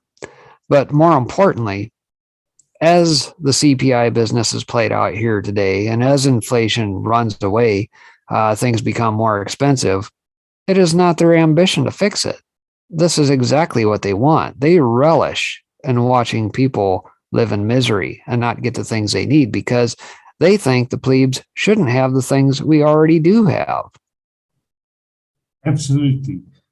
They keep on pushing the same narrative. They keep on pushing the same agenda. And by doing so, they're actually waking up people better than you and I could. So hence my optimism. We keep on, beyond laughing.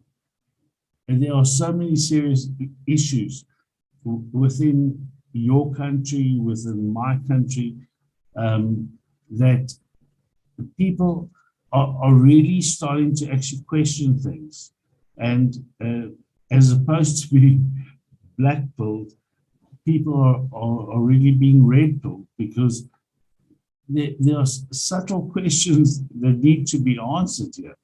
Why do the incumbent politicians seem to be benefiting from from everything that we are seeing that seems to be detrimental to people? Well, it's because at the end of the day, they stand to gain from it. And you little people be damned. They really don't have an interest in the people so long as they pad their pockets. But if you actually sit back and look at the incumbent president or leader, and I use that term loosely, in South Africa, between his brothers-in-law, okay, and a couple of other oligarchs, they are creaming it. I mean, it is beyond anyone's imagination as to the level of theft that's happening, and it's in broad daylight. Yep. So the question is what are you guys going to do about it? Well, and I guess the reason I asked that, I don't know, not to cut you off, but I don't know if you saw that, was it down in South America or Central America? You know, the recently released, was it Paradise Papers, I think, that came out, just took out one of their leaders down that way. I guess. The Pandora Papers, right. Yeah. Much the same here. It's almost as if people have been slow walked into this delusion. It fascinates me that the actual average South Africans have not been able to grasp what is actually been going on. Their lives have been stolen from below them. The level of corruption, the level of theft is so extraordinary that, I mean, I'm fascinated by the fact that they're actually getting away with it day by day. What do you think? What do you think plays into that? I think we talked about this maybe a little bit last week. Is it that people are not internet savvy enough to go look for it? The avenues aren't there, or is it just pretty much word of mouth? And you know, once they find out, they won't be able to walk the streets type scenario. I think largely we're looking at it's a bit of a Stockholm syndrome, where people refuse to believe that the government can be this corrupt. Do they not get news from any other countries and their level of corruptness, I guess, to kind of use as a benchmark, if nothing else, and say, look, it's not just limited to our country. I mean, if you think things are bad, look at X, Y, or Z. No, they're not that savvy, unfortunately. Not in South Africa. It is, I look at everything and I question things. The other day, for example, in South Africa, we've had officially, if you go and Google it, we've had 89,000 official deaths from COVID. Okay? 89, you said? Yeah. Official deaths, which we know are inflated. Did you guys revise your numbers like what Italy just did, or no? No, don't be silly. Okay. The people are way too dumb here. So even if you take the official numbers, and I always say to everybody, fine, never mind 89, let's make it at around 100,000. And on everyone's telephone, there's a calculator. Take 100,000 people and divide it by the population of South Africa, which is 60, give or take, 60 million. And what do we get? Multiply it by 100, that's right. Fraction of 1%. So where is this pandemic? It's a pandemic that wasn't. Kind of like it's an insurrection that wasn't. Exactly, it's garbage. Total garbage.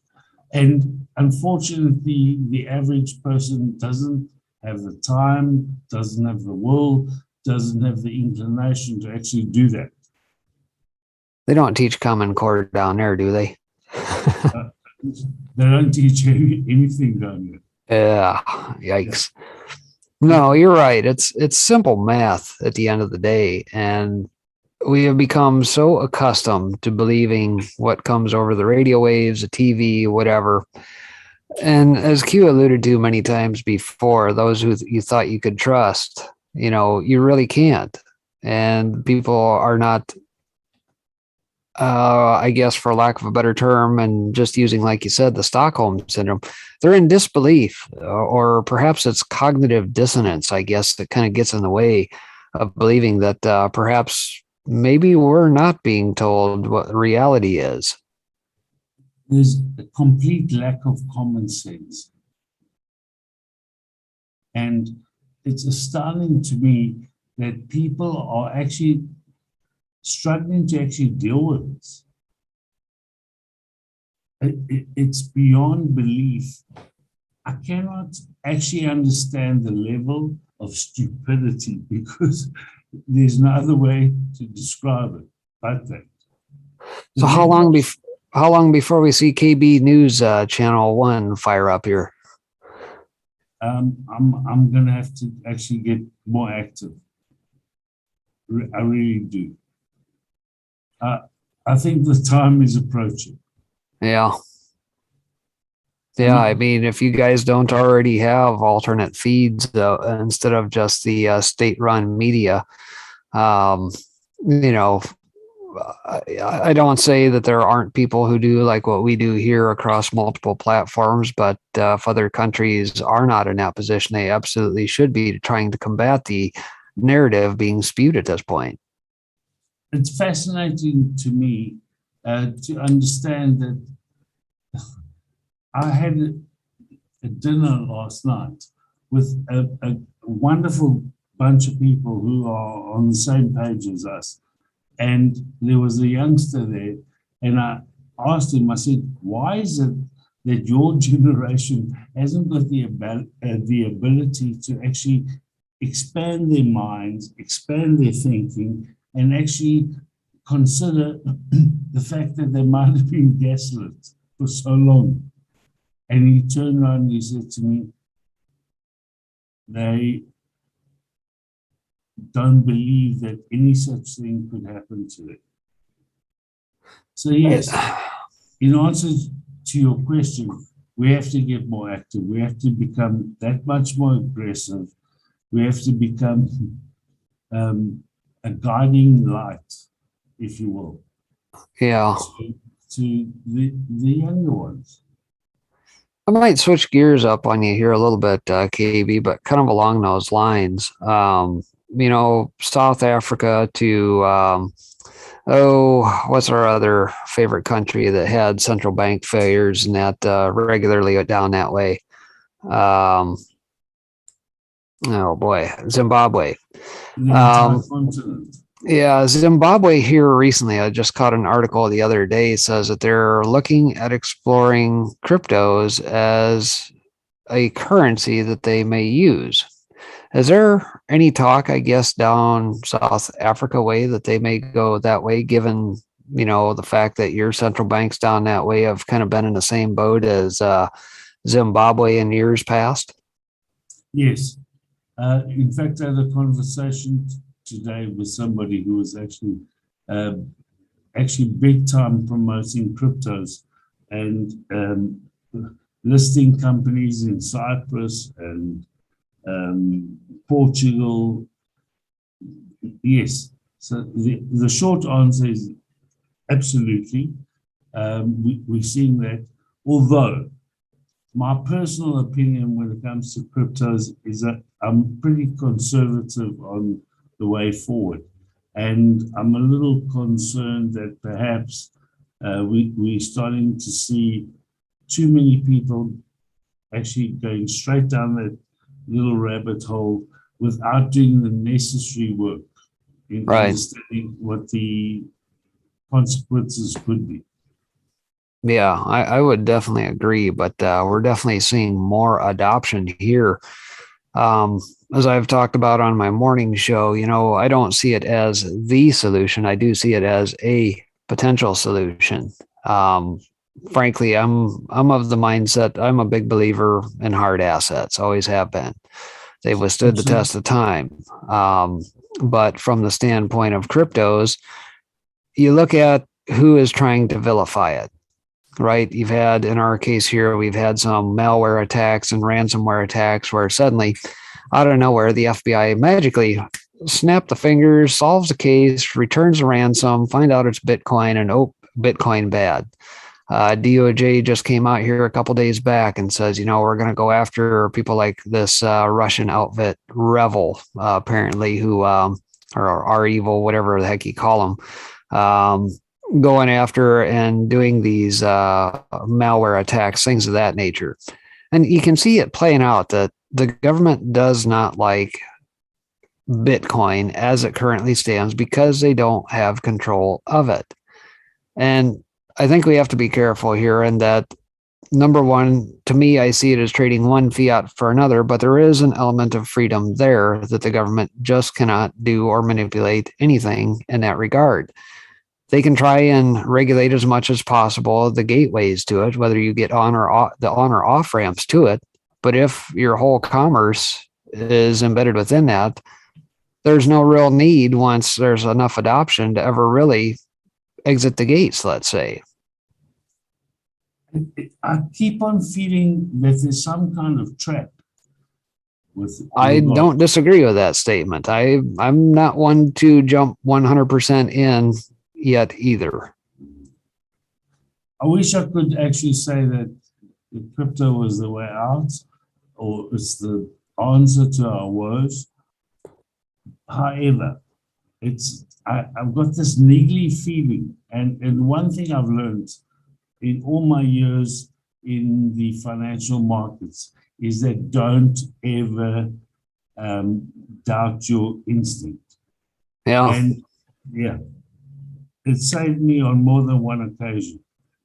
So I'm loath to say don't do it, but at the same time, I'm actually saying please be cautious because you don't necessarily trust it.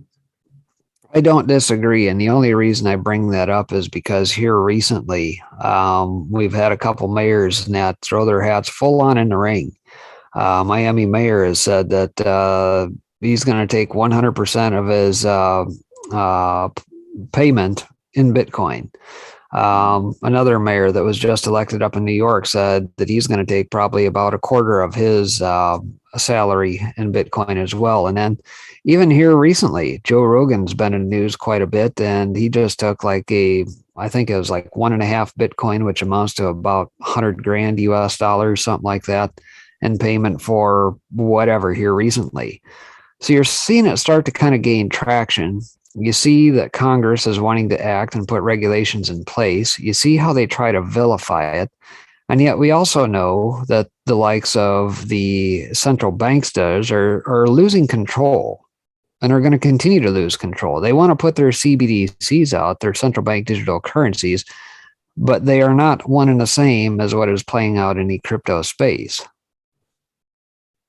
Well, if I look at cryptos on its own, I'm going to say, yes, fine, consider it.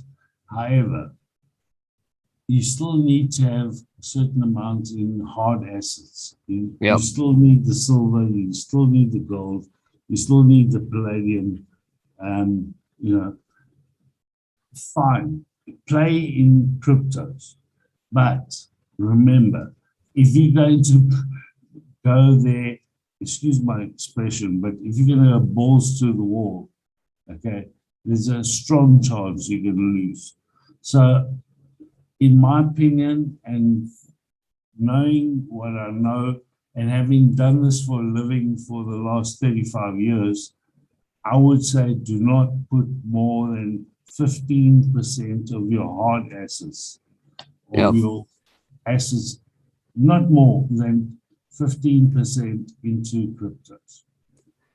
Yep, I would agree. It's probably sound advice for those listening. And I see some folks say, I don't trust crypto, gold, and silver only. And again, I don't say that crypto is the 100% answer for all people. I do see it as an element of that being a solution, but not necessarily the end all be all solution. When you openly see that the government is not in favor of it, it would have to give you pause and say, maybe this isn't necessarily a bad thing. And I think one of the things that I see with just blockchain in its entirety, not just the crypto space, but blockchain as a whole, it would have the power to prevent the interventions net that we currently have, where the government has to insert itself into the equation of, oh, you need to be taxed this or you need to be taxed that. And the government provides no real benefit for you and I at the end of the day. Pre 1913, before the Federal Reserve, roads were still being built.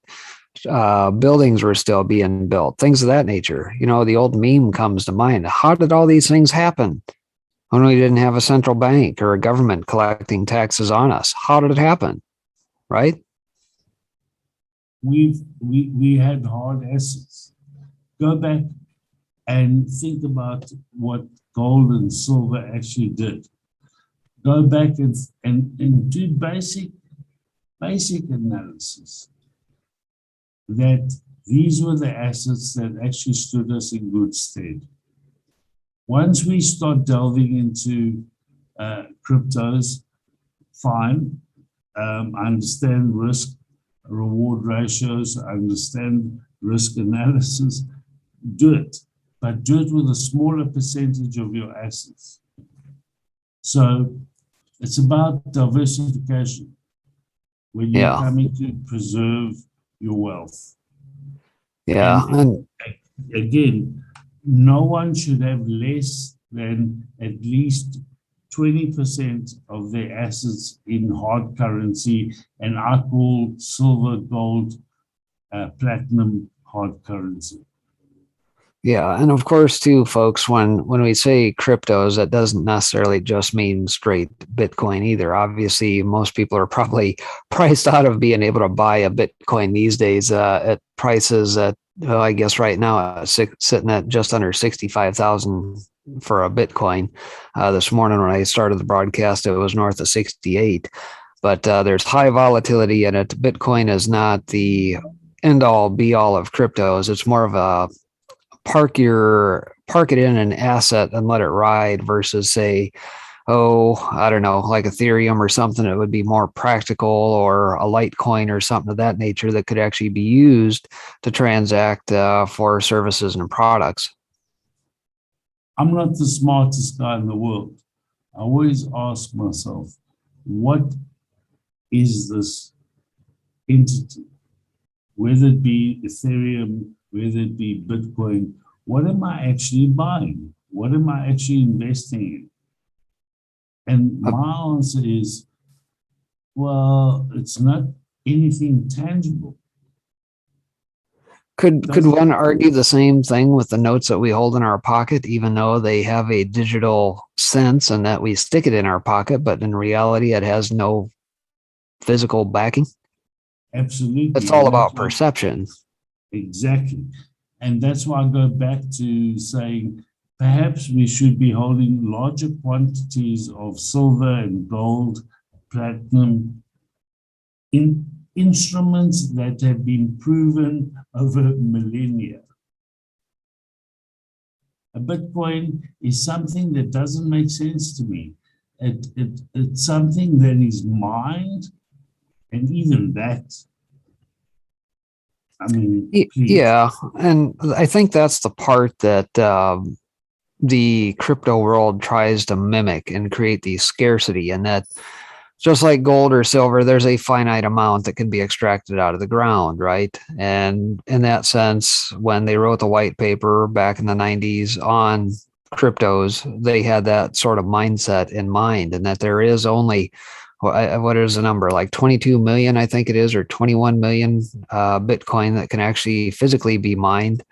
So there is that element of scarcity, which obviously will drive the value of it to some degree. But to your point, what are you actually getting? You're getting basically a digital representation of a fiat currency that is stored in a digital wallet that, if you don't have electricity, means absolutely nothing. Especially on a continent like Africa. Right now, you wouldn't have access to be able to use it if you wanted to, if you only have electricity 16 hours of the day. Precisely. So where is the worth in this? And that's why I always caution people to be a little bit conservative and look at, I'm not saying don't do it, but what I am saying is ensure that you are doing it with the smallest amount of or the smallest percentage of your wealth that you can.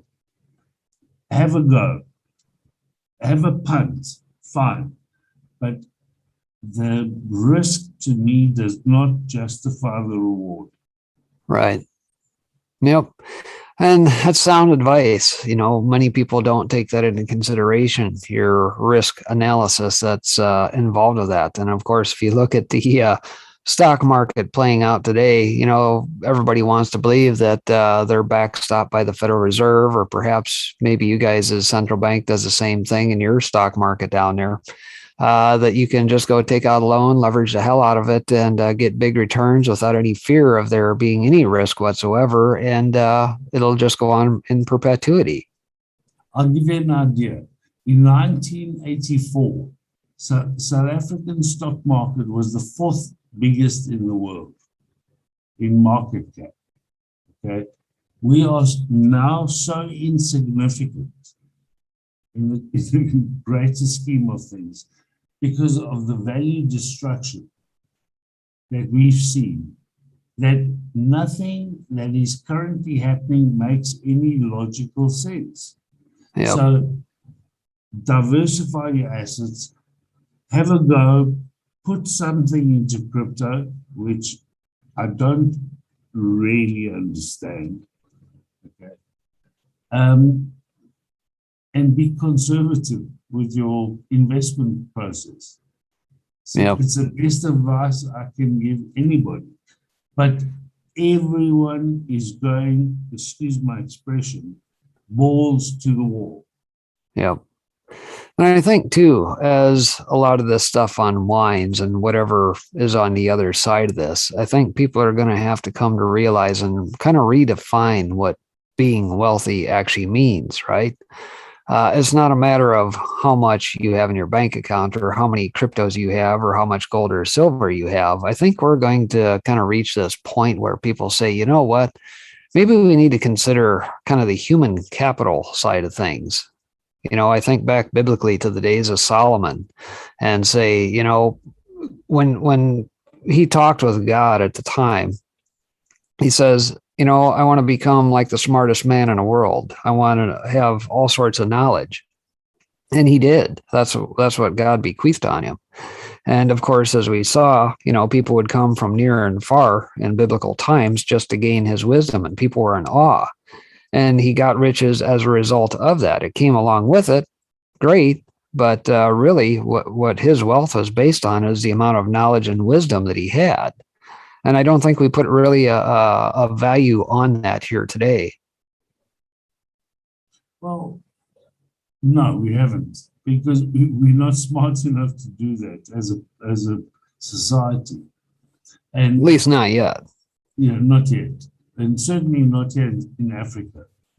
We have unfortunately dumbed down the population so much that my heart goes out to the people of this continent, because they have been raped, they have been used, they have been subjected to the worst possible things that any human can be subjected to. It's literally a crime against humanity. The level of corruption in Africa is so bad. It pales into insignificance.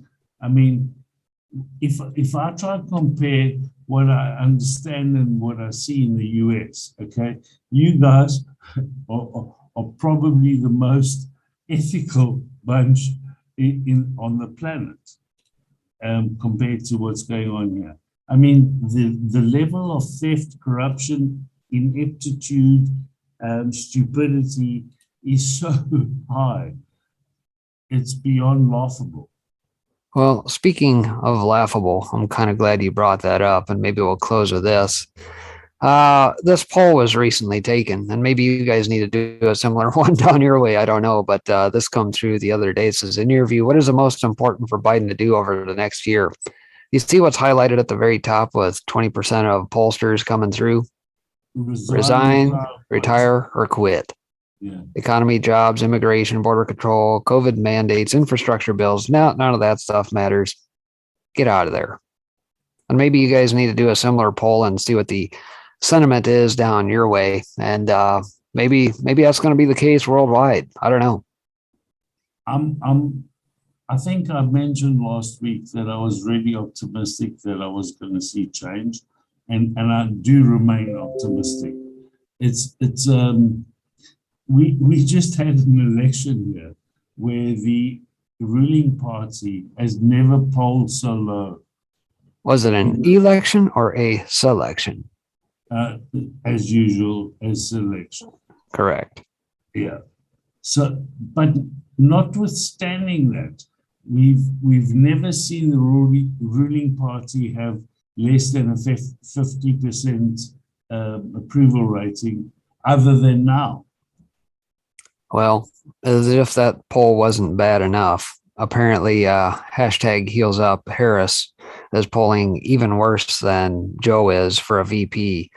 And she is officially polling worse than I believe Cheney was underneath George W. Bush at the time that he was vice president. So it's pretty telling, I suppose, when people say the best thing that Joe can do is get the hell out of there, and Kamala, yeah, you're not much better. Well, let's face it, Kamala is actually an illegitimate vice president. Yeah, we know that. Yeah, there's no ways that she could actually hold this office. She's not a natural born citizen. Yeah, but of course, the old wordsmithers and everything else have kind of shoehorned that in to really dumb down the populace into believing what naturalized is versus not. And of course, you think back to how that all happened. It all happened because of somebody like No Name and that, born in Panama, which greased the skids for 44 to come in. And then voila, here we are. Obama was no less legitimate than she is. Agreed. And one of the things that I always remember when you were reading you've done some amazing work to actually inform people. And I actually listen to every single one of your podcasts, because if you actually sit back and all you have to do is study the Constitution is the most amazing document if you actually bother to apply your mind. And I, as a foreigner, look to the US for my salvation. Because you have got the greatest constitution that was ever considered, knowing that it was based off the English constitution. Yep. You have got such amazing protections as Americans, okay? And I implore, I beg that any listeners out there actually go and school themselves, educate themselves, and understand that without the US winning, the rest of the world loses. Yep, don't disagree. We've definitely got our work cut out for us. And hopefully, one mind at a time, we win them over. That's the plan, at least. But I remain optimistic. I do not. I'm definitely not pessimistic. What I see coming forward, and if you go and just look at the little wins that we have, whether it be a Durham indictment, whether it be evidence coming out of the steal from the election, whether it be corruption coming from the FBI, the news is starting to leak. Whether it be Pfizer, malf.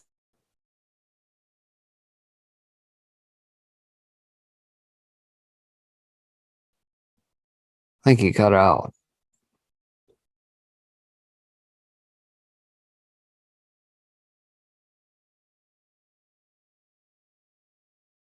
Did we lose you? Sonny, you there? Hi, I'm here. Can you hear me? I can hear you. I think KB must have cut out. Didn't get to hear the last of his thought. I don't know. All right, just want to make sure I didn't drop the stream here and it wasn't on my end. Okay. My stream was stopped for some reason. I don't know why. Yeah, it was me. I think mine wasn't playing. It looks like he got dumped. So I don't know if maybe he's still having some power issues or internet issues, not sure. But either way, I always appreciate having KB aboard for whatever time he has here on Wednesdays. Good to get a little extra perspective. But I hear, Sunny Days, that you are not sassy today, but somebody said that you are just plain out salty. What in the world is going on here? Oh my gosh, breaking.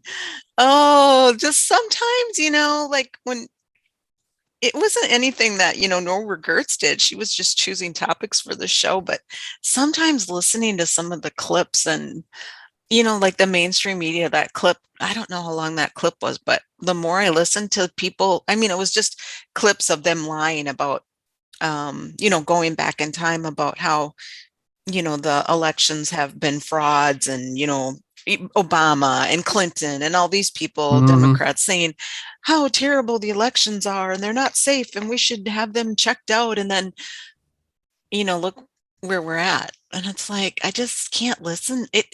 It literally, my brain, like, I stop and I start like thinking of something else. I couldn't even concentrate because my brain, I don't know, is that cognitive dissonance when you check out like that? No, I would say you're probably right-headed. It just obviously is you're exposed to the level of hypocrisy of them knowing no bounds because they're like a freaking pendulum at the end of the day. They'll go with the way the winds blow and they'll follow whatever narrative is convenient for them politically. I can't, there's just some stuff I can't listen to. I just can't do it. I guess biblically speaking, they have sandy grounds in which they have built their foundations. They have nothing, no bedrock. And you and KB it was interesting talking about Kamala being illegitimate and Obama. But we had Obama for 4 years. And look at we had him for 8, but 8. I'm sorry, we had him for 8. Sorry. Well, yeah, we know that he was illegitimate, but there was nothing that could really be done until probably now, if Durham continues to proceed or wherever this train leads us, let's say. Well, Kamala's been in for 9 months already, and it doesn't seem like, that lawsuit that got held against her didn't seem to do anything. No, and it won't because our system of justice is every bit as corrupt. You look at the DOJ, the FBI, you talk about, I let off the broadcast here talking about James O'Keefe getting strung out in his underwear by the FBI raid, dawn of morning, whatever, similar to what happened with Roger Stone. And, you put somebody like Merrick Garland in charge who is every bit willing to sick the FBI on just parents and that going and defending their kids and school board meetings all across the country. That's what we're up against here. It's flat out tyranny at the end of the day. They know it. We see it for what it is. And they'll send their henchmen after you. That made me salty too. The Let's Go Albert, the CEO of Pfizer, coming out and telling us our criminals. His day is numbered. What a lying piece of poop. What the heck? You tell me why I know 9 people who have gone into the hospital now and got remdesivir and on vents and died. And I've got 2 that I know are in the hospital right now. Well, Yeah, dying and saying goodbye to their family, and the other one's probably going to die. the thing we have to remember with folks like the Albert Bourlas and the folks in that at the top, they're parasites, number one. They're not elite in any sense of the word. Number two, they don't think like you and I do. They see us, and Q alluded to this many times over, that we're merely just sheep. We're just people, the useless feeders that are in their way. They gain from us, yes. They profit from us, yes. And they see us as just folks that are in the way, sheep that can be herded, animals that can be, done whatever with. And it's just a product of the way they think. They're narcissists, they're nihilists, they're sociopaths, psychopaths, all of it. And that's who they put in charge of a lot of these corporations, and why they get along so well with folks in government, because they think alike. It's all about them. What's in it for me? And it's like, Albert, you know what? Who the hell brought you into my life? I don't want you in my life. Get out.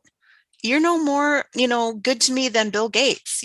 Go find a pie and eat it. if anything we found is that the left still can't meme, because it was a very pathetic attempt that they put forward yesterday. Oh, what are you talking about? What do you have a meme that they did? Oh, it's on Pfizer's timeline on Twitter. You didn't see that yesterday? No, they put out a meme. They put out a meme that showed conspiracy theories in a blob, and then they show some guy reaching for it, saying it's who is the gray guy defined as? You guys in chat will help me remember. I can't remember either. And then it showed the human brain. The human brain connecting to this blob off to the right that says that's conspiracy theories. And then you flash forward to the frame below it, and it shows the pink blob guy reaching around the gray guy and saying, this is science. So science going after the human brain, looking at conspiracy theories. And it's like, what the hell is all this about? This meme doesn't make sense. It's a terrible meme. So a lot of the memers out there corrected that and made it a lot better. And unfortunately, because Pfizer is what they are, they disabled all commenting on their meme, because they knew they probably would get a negative response. So basically, they self-censored and put that out for all to see, just further depicting that the left can't meme. And since you brought that up, you did see YouTube changed and decided they would take all negative comments off. I did not. No, I did not see that. Yeah, I have a little thing on that. Yep. They decided they'd turn negative comments off. I saw somebody post that they scrubbed their comment earlier. I didn't know if maybe that had something to do with it. Maybe. I don't know. Are they tired of Biden getting such negative comments? Well, I suppose they have to manually go in and intervene every time people, watch their oppressors. And, there are so many down thumbs that they have to ratio the damn things to make it look half good. It's not like we don't realize that they're ratioing everything. I mean, if they let it run amok, that thing would probably have 1 million down votes. Mm-hmm. Oh, funny. And this is a little bit off subject, but have you heard of Xlear nasal spray? The one that, excuse me, the one that the FDA and everybody is going to try and probably ban? Yes. Oh, it's yeah. Xylitol and grapeseed extract. Grapefruit seed extract, and there's one other thing too, I think. I ordered it as, xylitol and grapefruit seed extract mainly, and then purified water and... Oh, saline, I think was the other one. You're right. Yeah, I saw that yesterday. And so here's the thing with that, folks. We do not need to have FDA approval on these things for human consumption. There is no reason at this point to trust any damn thing with an FDA label on it, or anything that comes out of the CDC. They are not our overlords. I just ordered it and got it today. Yeah. Because it's like, okay, they're telling who cares me, if it's not FDA approved? So what? It doesn't mean anything anymore. It's all cronyism at the end of the day. The FDA, the CDC, all of these entities are bought off by the very same folks pushing the Albert Bourla poison. And I figure it works. If Yeah. they're going to take it off the shelf or whatever, or try to, or whatever they're doing, I'm going to get it because I think it probably is going to help me get my breathing back completely. do you have the capacity to make your own decisions? Yes, I do. Okay, well, I'm just checking because, they would rather, you conspiracist, you got to ask for permission now from the CDC, obviously, on whether or not you put memes out that may contain misinformation or disinformation. Let's go, right? Albert. Yeah. Dang it, I'm going to have to create another shirt. I've been putting that out there. I was hoping, I don't know, maybe it's silly, but I've just been using it today. Let's go, Albert, because I'm so frustrated. Bottom line, any thinking person can try whatever the hell they want. We exactly. have, as Trump brought up many years ago during his presidency, we should have the right to try. I don't care if it doesn't have the FDA's little thing on the label. So what? It doesn't mean anything anyway. What does that buy you? Does that buy you confidence? It doesn't me. It just says that, hey, some stooge over at the FDA that wasn't from some board from Pfizer or Moderna or Johnson & Johnson probably says, yeah, that's probably not going to affect our profits. We'll let that one go through. That's it. You know what it is doing? It is hurting people because people are believing this damn protocol with remdesivir and the bents. It's insane. It's absolutely insane. And, the information where various hospitals and that are using other protocols, not of the preferred type, have actually seen fairly good results. I talked about, I think I talked about on one of my shows or one of my uploads, maybe, because I had to probably bypass YouTube because medical misinformation. The fact that a hospital near me, not tied into a very large group, was using monoclonal antibodies. And they had very good results. But can you find that article now? Oh, no, they buried it. Absolutely buried that article. You can't find it. And you find out that the bigger hospital systems, when you ask them about, hey, this particular hospital over here, which is not part of this consortium of hospitals, uses that, they'll say, no, we can't do that. We got to stick to this protocol. Well, following the one couple that is on PSB, the one that lost her husband, one of them that lost their husband, she did get the mononucleal antibodies, and she's in North Dakota. I was surprised. But he got remdesivir in the vent and he died. Yeah. And she recovered. Yeah. So, I mean, the other thing is that it affects people differently too.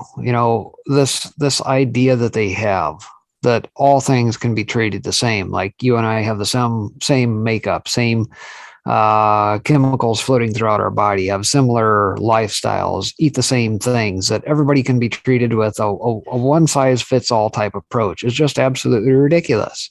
Everybody is going to be slightly different in how you treat certain things and will be affected differently depending on your genealogy and genetic makeup and, lifestyle choices, things of that nature.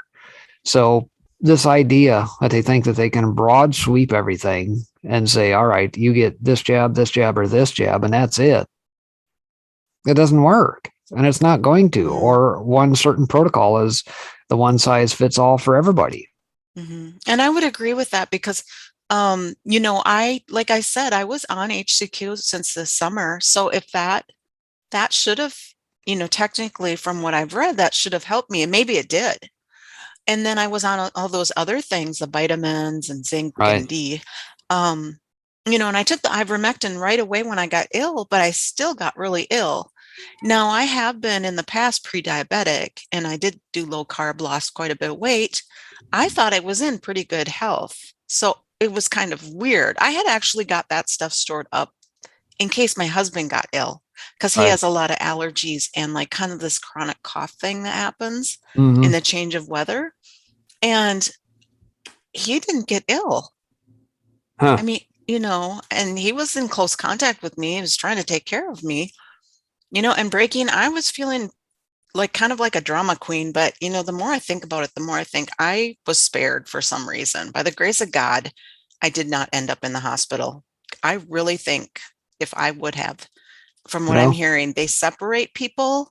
You know, they won't let the husband in to see the wife see the husband, and you don't know what they're doing to you if you're sedated.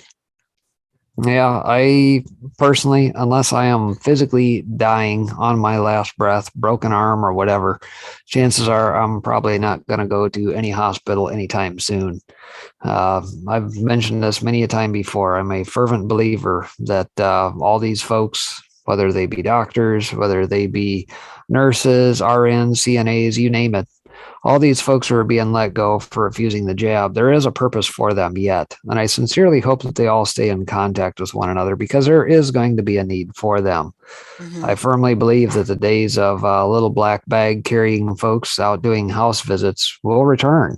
I did see a doctor on Twitter who said he's a house doctor now. He's a house call There you doctor. go. There you go. There's a business for it. They can charge less. They have a lot less paperwork to deal with. And kudos to those, especially if you're an RN or CNA or doctor or net who has actually had nutrition as part of your background, as part of your schooling. Kudos to you, because as far as I'm concerned, those that don't, I would discredit them and not even bother using them. Just me. Agreed. I did learn that on the keto low carb channels when I was kind of just researching and trying to dig into that kind of thing. There were several doctors that talked about that. They also talked about how they walked away from medical because they couldn't, like the quotas and the things that were, the little, what do you call that? The codes. Bean counters would come and say, well, you're not, getting enough tests, CT tests and scans, and you need to make more money. And they're like, I'm treating people. Yeah, you can thank Obamacare for that taking off and becoming worse than it ever was, with everything having to be coded, the bean counters behind the scenes, the fact that when you actually go to a doctor, you spend maybe 10 minutes, he gives you a glance over and you think, well, how does he really know what's going on with me when he's only able to give me like 5-10 minutes of FaceTime? How is that possible? How can you realistically make an assessment, do a little blood work, and then say, here, take this, this, and this, and away you go? Is that really what medicine is about? And where I'm at, like you're supposed to have like a doctor, like your main doctor. Well, it's just so stupid. Okay, I can put this main doctor on my records, but I never can get into them. If I have something wrong, it takes me 6 months to get into the guy. Of course, I'm going to go to somebody else. Yeah. It's just. Well, it's ultimately where they want to go. They want to get to single payer. They want to get to socialized medicine, like what UK has, where, you may be on your deathbed, but by God, in 6 months, we'll see you. And how they're doing the unvaccinated, like Colorado, how many, hospitals will follow suit? Well, you're unvaccinated. We can't treat you, or you got to go to the back of the line, over there in the corner. Yeah, that's why I say I think the need is certainly going to be there for any RN, CNAs, you name it, that have left the system. And I sincerely hope that they put their skills to practice and start their own business or do a little side job, gig work, whatever. And I think there's definitely going to be a need for that, especially now. And I sincerely hope that at the end of the day, all these hospital systems, every one of these folks are going to fail. They will fail. Financially, they'll fall to the ground. The walls will come down. They will be no more because of the decisions they have made. I do have a couple of clips I got. I think they're more like posts, but it did say that 2 schools are shutting down their classrooms because they don't have enough teachers. That's how I feel about it. Good. That's a product of their own choice and decision. That means that people are awake and they understand what's going on if there's a shortage. Yep. All right. Well, let me get out of your hair here. Okay. I know you got some stuff to get through here, so all right. I'll just let you out her. All right. Thanks, Breaking. See ya. Hello, everybody. I'm going to do my usual. I'm going to probably do clips and some posts on Twitter because, the clips, a lot of clips about Kyle, of course, and I know other people, I know Breaking touched in on that and stuff. So I'm going to go with some of the stuff I have. So, and excuse me for my cough drop. I'm still babying myself with my cough drops. So I pulled this one because Center of American Experiment, Governor Walz, that's my governor, claimed about 300 kids are in the hospital due to COVID-19, but data from the Minnesota Department of Health shows this isn't true. Here's what the data says about the virus's risk to children. And, let's see. What the data says regarding children's risk from COVID. While holding a press conference encouraging more parents to vaccinate their kids in light of the FDA's decision to approve the Pfizer vaccine for kids aged 5 to 11, Governor Tim Walz dismissed data showing that kids are generally not at high risk of getting sick from COVID-19. Walz made the assertion claiming that about 300 kids were sick in the hospital due to COVID-19. Of course, this is not true, as the data from the Minnesota Department of Health shows. So, he's always saying, oh, trust the science, trust the science. And he's not following that. He acts like a king, not a governor, in my opinion. This was from Cassandra, and our school district is also doing this. So here's a clip of just a 7-second.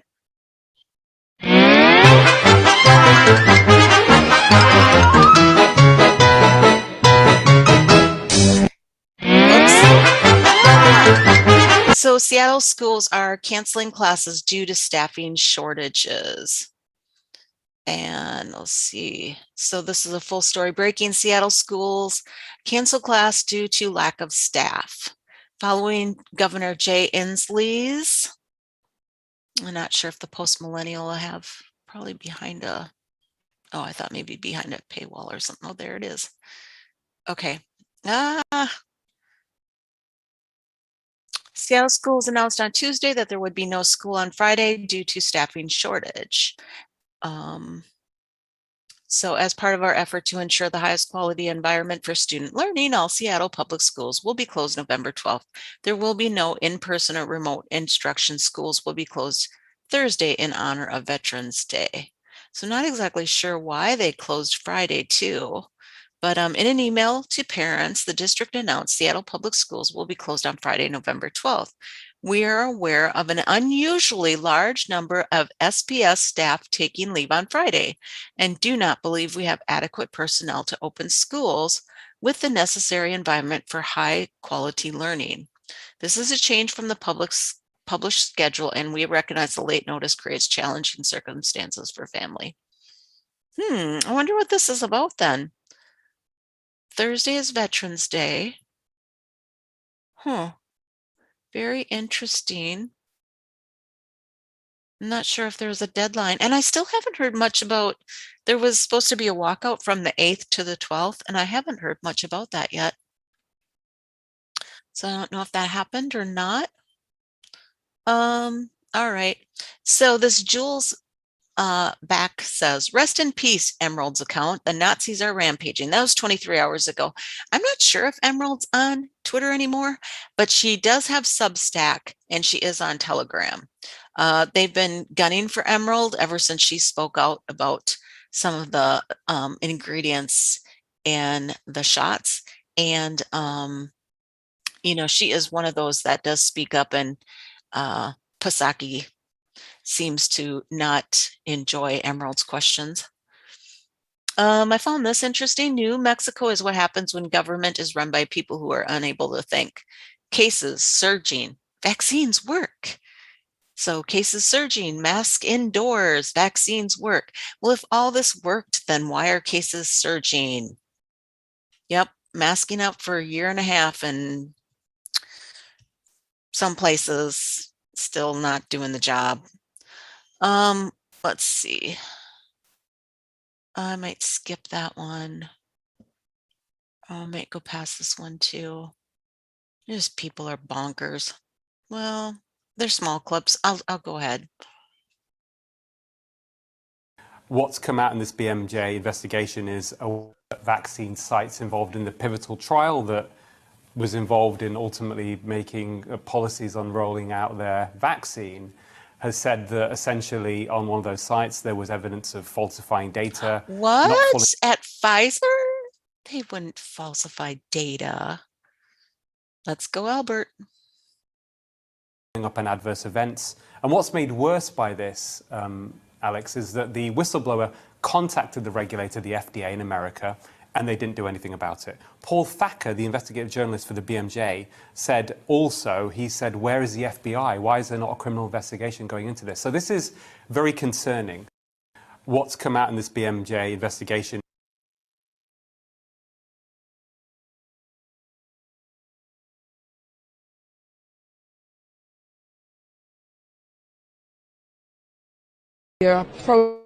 against the vaccination, and I think they're absolutely crazy because you have to trust the scientists.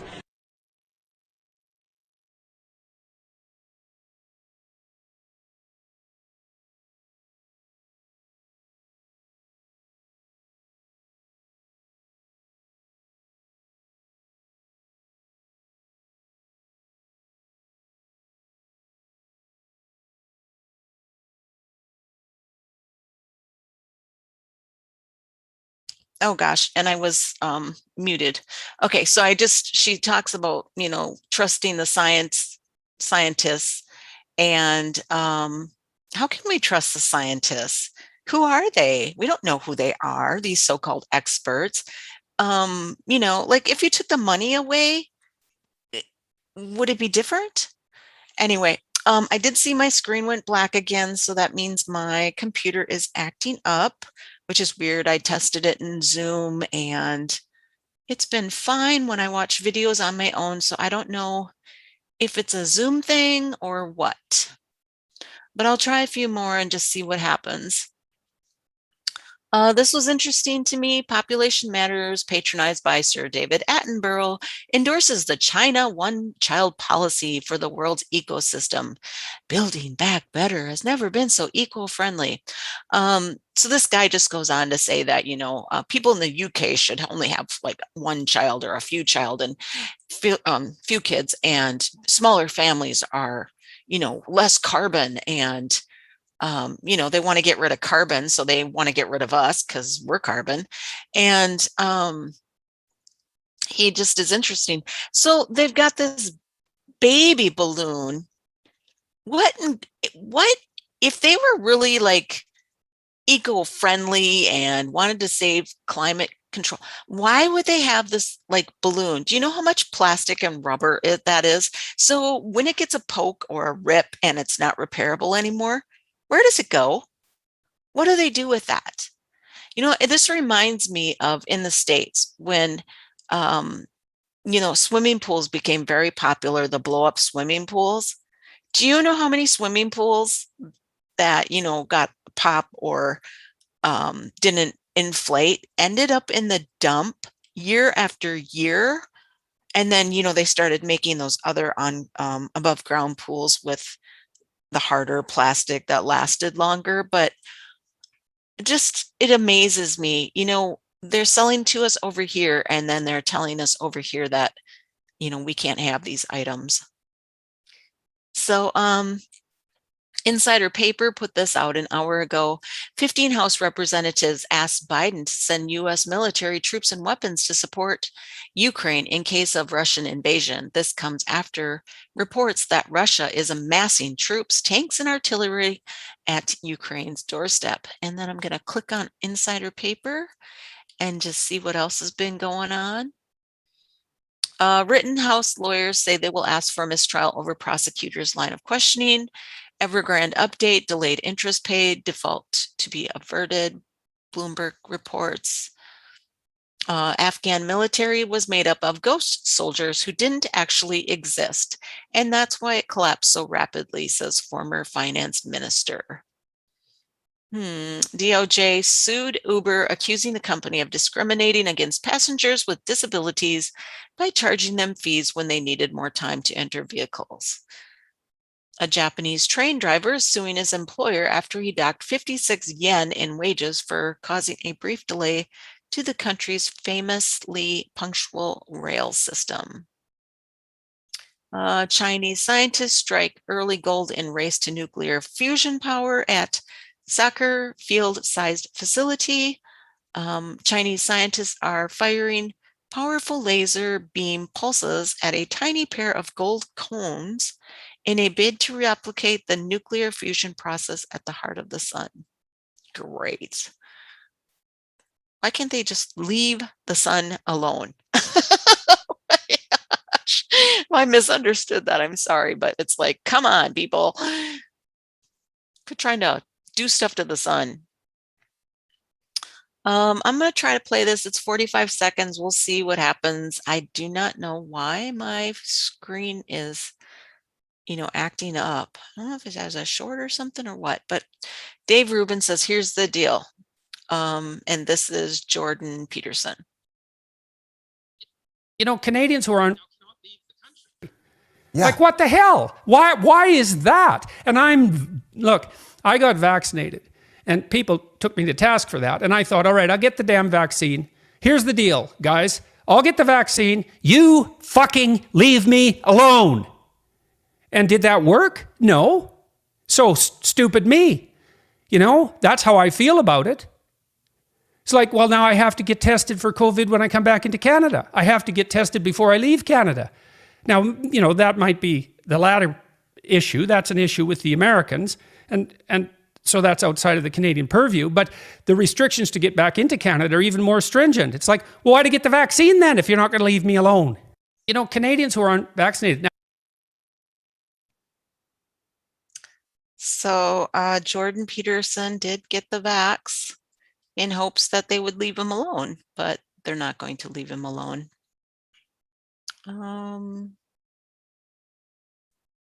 Judicial Watch put this out. A revived Obama program to allow more migrants under the age of 21 to come to the U.S. legally will begin accepting new applications this week and has been expanded to assure more candidates qualify, the Biden administration announced via the State Department. So that was on Judicial Watch. Did you all catch this about judge's phone in Rittenhouse trial goes off and the ringtone is Lee Greenwood's proud to be an American? It's 10 seconds. The actions that I had talked about were done in bad faith. That I think his ringtone was proud to be an American. That's funny. Good for him. Let's see. I'm going to go over to a few of these articles I pulled today. This came out today. Rust electrician who held dying Helena, I think her name was, Hutchins in his, is how you pronounce it. Hutchins in his arms reveals scene did not require Alec Baldwin to shoot the revolver as he sues for emotional distress. So, I don't know if we can believe the Daily Mail, but they put this out. Head electrician on the Rust movie set, Sergei Svetnoy, has sued Alec Baldwin, rookie armorer Hannah Gutierrez-Reed, and assistant director Dave Halls. He claimed that the negligence that led to Hutchins' death has caused him severe emotional distress he's unsure if he can recover from. Svetnoy sued Baldwin for his negligence as an actor and as a producer of the movie, claiming that the scene did not call for him to shoot the Colt revolver. In a tribute post to Hutchins on Facebook, Svetnoy said he was standing shoulder to shoulder with Helena when she was fatally shot. I was holding her in my arms while she was dying. Her blood was on my hands, he added before filing the suit, which asked for damages and a jury trial. So going down here a little bit more. I thought maybe they'd explain a little bit more on why he says that that wasn't part of what they were doing, but I don't see it. All right. So I pulled this WND article. Satanic Trekker and vaccine mandates suddenly place news reporters at risk. You have been warned, Joe Kovacs. Journalists at one news agency have become embroiled in piercing controversy over reports of a company-imposed vaccine mandate and claims by the White House correspondent the COVID shot contains a satanic marker allowing people to be tracked. I believe this is what, I think that was Emerald, that might have been Emerald Robinson, and I think that she'd gotten kind of in trouble for that. On Friday, Newsmax anchor Steve Cortez indicated he would defy the COVID vaccine mandate his own company purportedly issued the previous day. I will not comply with any organization's attempt to enforce Biden's capricious and unscientific medical apartheid mandate. I will not be forced into the injection, nor will I disclose my vaccination status, Cortez tweeted late Friday. No one should be pressured to choose between medical privacy and their job. So maybe it wasn't Emerald Robinson. I think she got in trouble for mentioning, oh, there it is. Yep. So she got in trouble for mentioning that it had a satanic tracker. She had posted that, dear Christians, the vaccines contain a bioluminescent marker called Luciferase so that you can be tracked, and read the last book of the New Testament to see how this ends. She has been very outspoken on Twitter. But again, she does have a Substack and she is on Telegram. So I came across a video where Lisa Rinna's, and maybe some of you don't know who she is. Not that familiar with her, but I guess she's one of those housewife ladies that do those shows.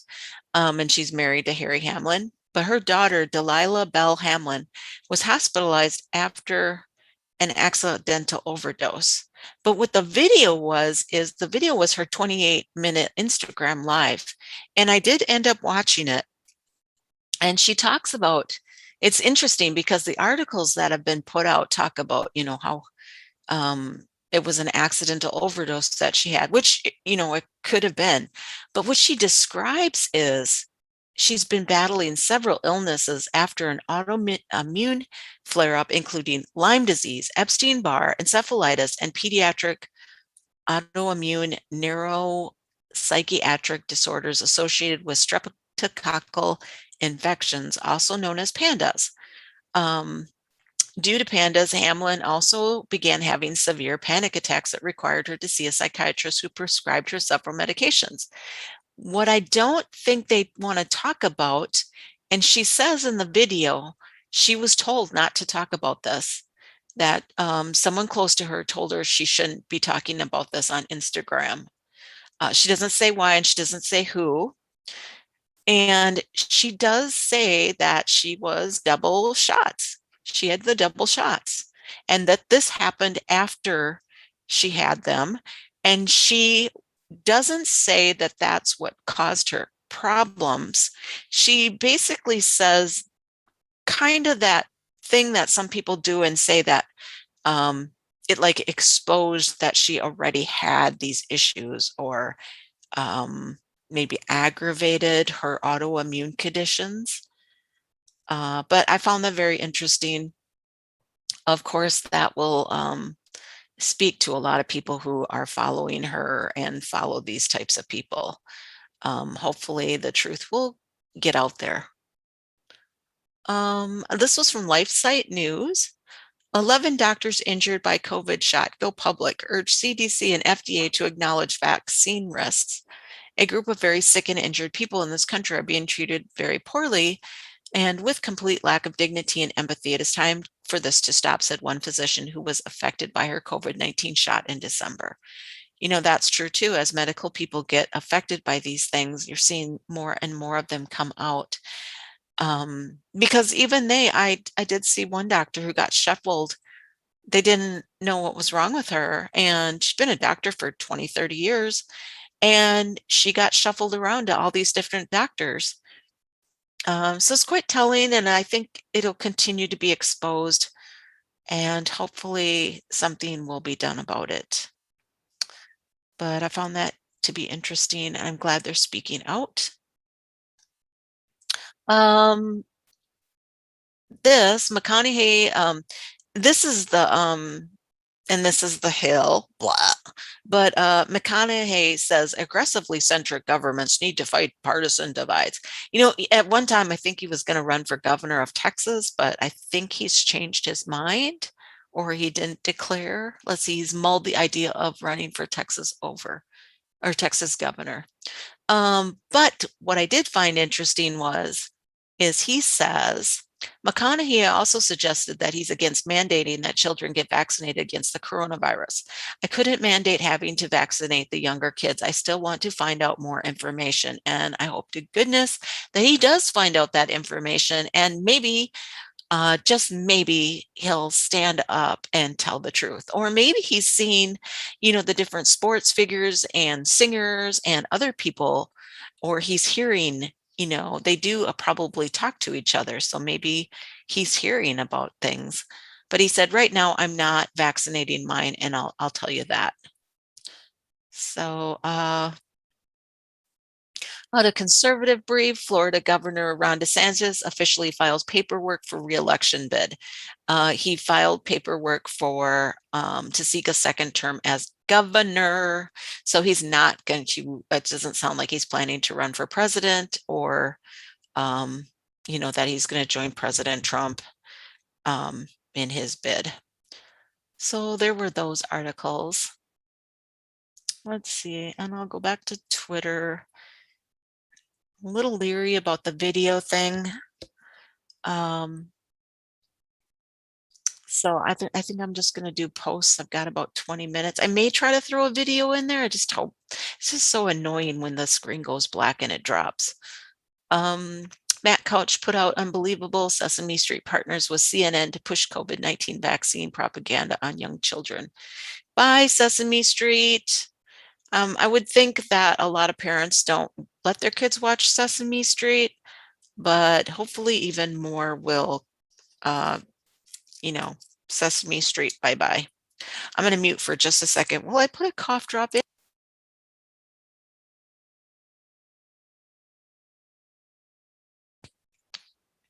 Okay. Time Travelers Anonymous put this out. By pointing out this criminal behavior, I've become a criminal. Pfizer's COVID jab, and we were talking about this a little bit, Breaking and I. Ooh, wonder if it's my mouse. That's so weird.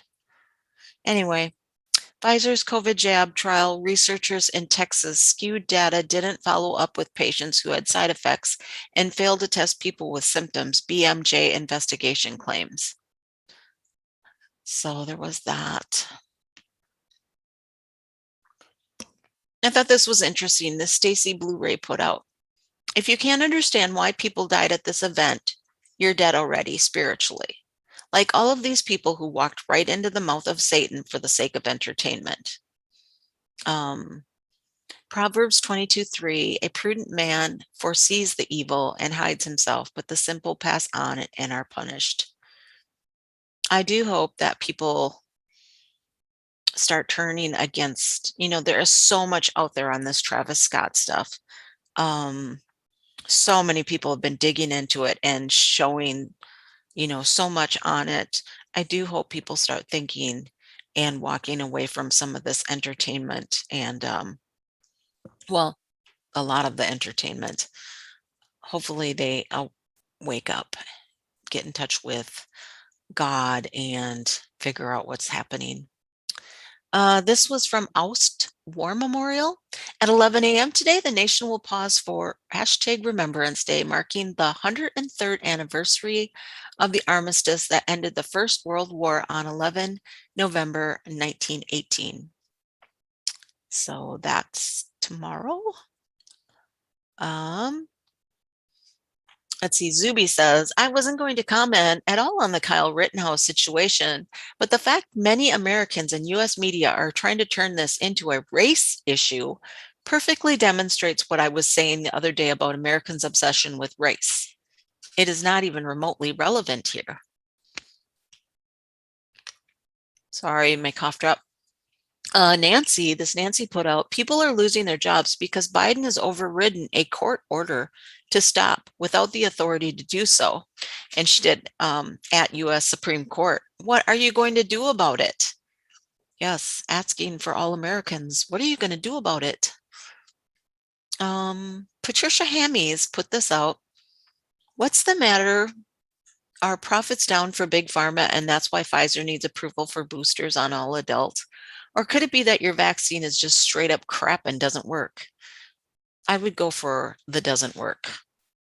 So Pfizer and biotech are seeking FDA authorization for COVID-19 vaccine boosters for all adults. Bridget Gabrielle put this out. Impeach Biden. Biden's first 10 months summed up in one photo. It's a train wreck. The Remnant put out, it's bad when Democrats are finally realizing that Dementia Joe is beyond a pathetic leader. The MSM have been trying to prop Biden up, but even they can't paint a rosy on this administration. Democrats belatedly realize Joe Biden is a lousy leader. And I guess that was put out by the National Review. Biden's party is making some unfortunate discoveries about him. Well, thank God they're finally figuring it out. Liberty for All put out, COVID has been very good to many people. Bureaucrats have never had so much power. Companies making millions distributing tests, and school boards, city councils have never had so much relevance. States and cities swimming in COVID money from the feds. They don't ever want it to end. Carl Kohlhaas put this out. Oh, I hate that it's doing that. Sometimes I feel spiritually drained, sort of weary and worn out. I think the best thing to do in those valleys is to start praying that God will renew me and fill me up with a fresh dose of chutzpah, vim, and vigor. And I never know exactly how he'll do it, but he always finds a way. I'm so leery about this. I do not know what is going on with my computer. No, weird. I'll have to do some more investigating. Like I said, I tested it and it seemed to work okay. Let's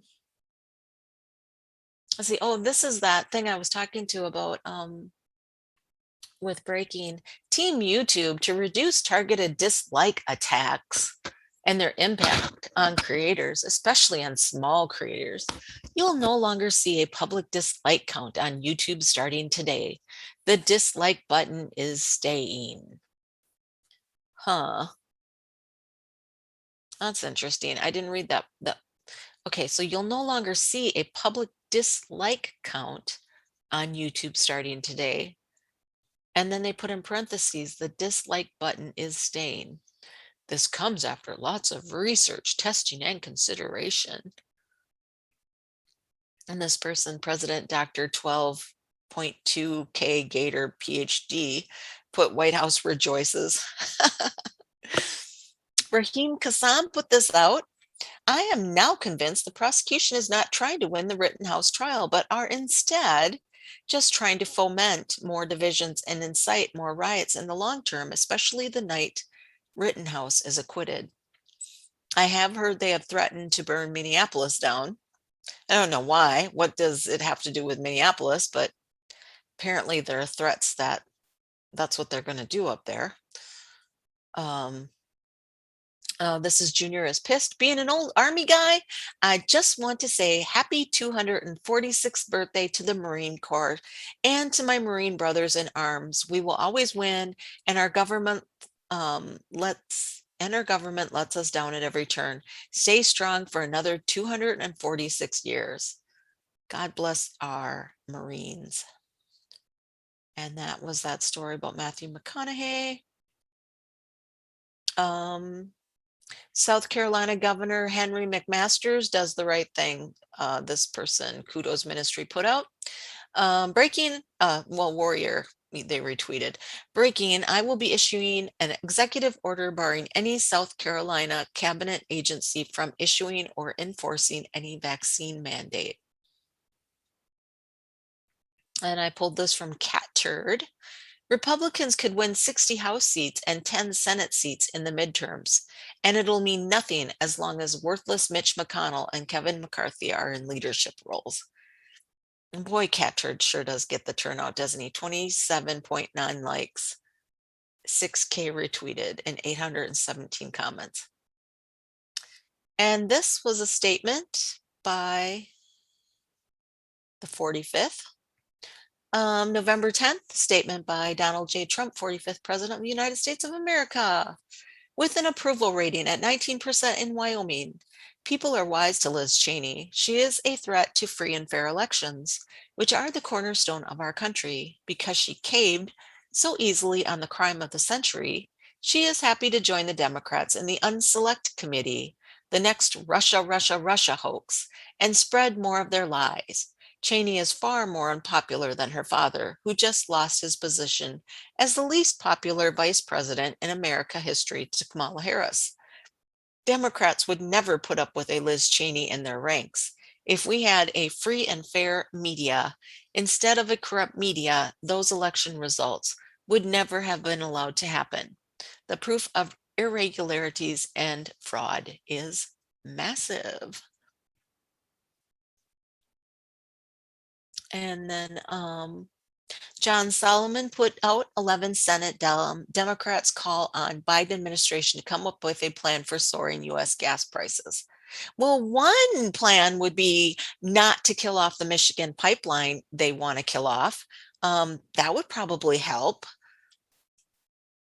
Let's see, Melly put out, then they leave still not protected against COVID, and with a few things, soap and water won't wash off. Oh, this was this was put out today. Oh my gosh.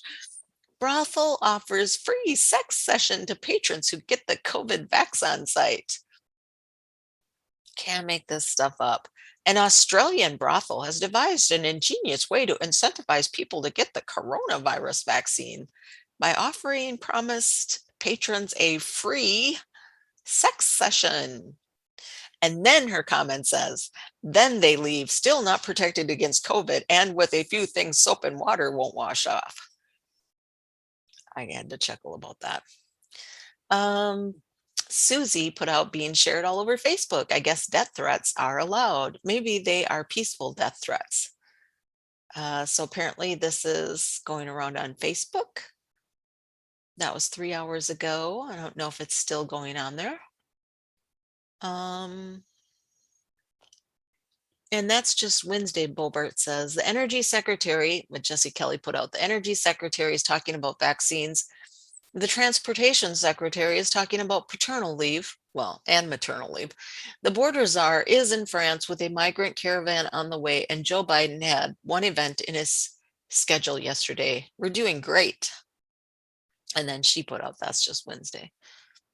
Pennsylvania court throws out governor's school mask mandate, Governor Tom Wolf, to make a statement. An order by Pennsylvania's acting health secretary that requires masks inside public schools was thrown out. Woohoo! So that's good. Dr. Robert Malone says, whoa, and now the Hill jumps on board. This is looking like we have a major crack in the wall. Senior NIH expert pushes back on growing vaccine mandates. Matthew Memoli favors vaccinations in vulnerable populations, but argues population level vaccine could hinder the development of a natural robust immunity gained through infection. Natural immunity. Ooh, they hate that. Then I found this interesting. Adam Schefter put this out. More on Vikings guard Dakota Dozier being hospitalized with COVID-19.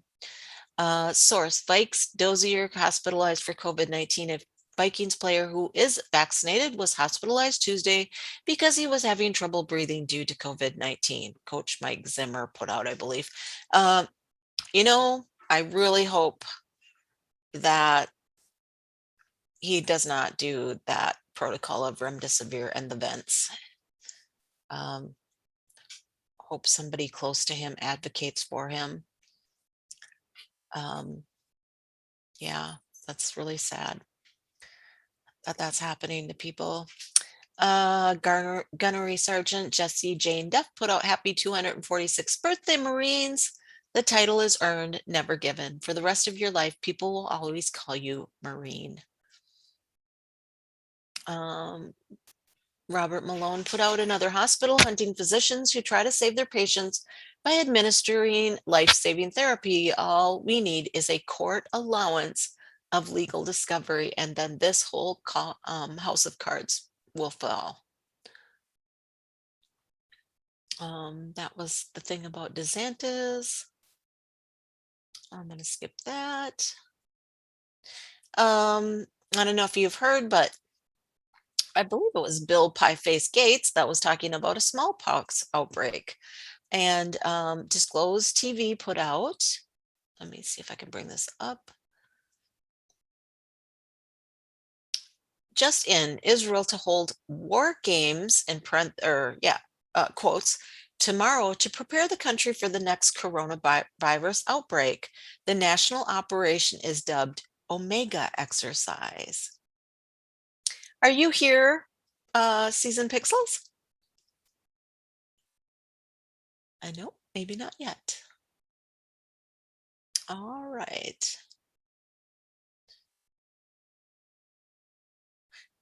Disclosed TV added, YouTube says the platform wants to curb creator harassment by hiding the dislike count. Recently, almost all videos published on the White House channel received far more dislikes than likes. 111 container ships are now floating off California ports, waiting to be unloaded, a new record. Let's see what else is going on in the news today. So I did have some videos. I'm sorry, I can't play my videos. I will make sure I check into what's going on, and then I might have to use another laptop or computer.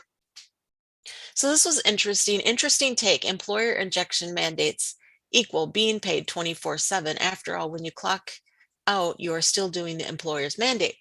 This was kind of a cool video. This man brings up the idea that if you have to be vaccinated for your work, then why shouldn't they have to pay you 24/7? Because they're making you take this for work, and it's going to affect you. It's going to affect your life. So he explains it well. I'm not explaining it very well, but I thought that was an interesting take. So, and I don't know. Let's see if I stop my share. Season Pixels, you are here. Hello. Yep, just came in. How's it going? All right, it's going good. Well, it's going okay. For some reason, my videos keep dropping.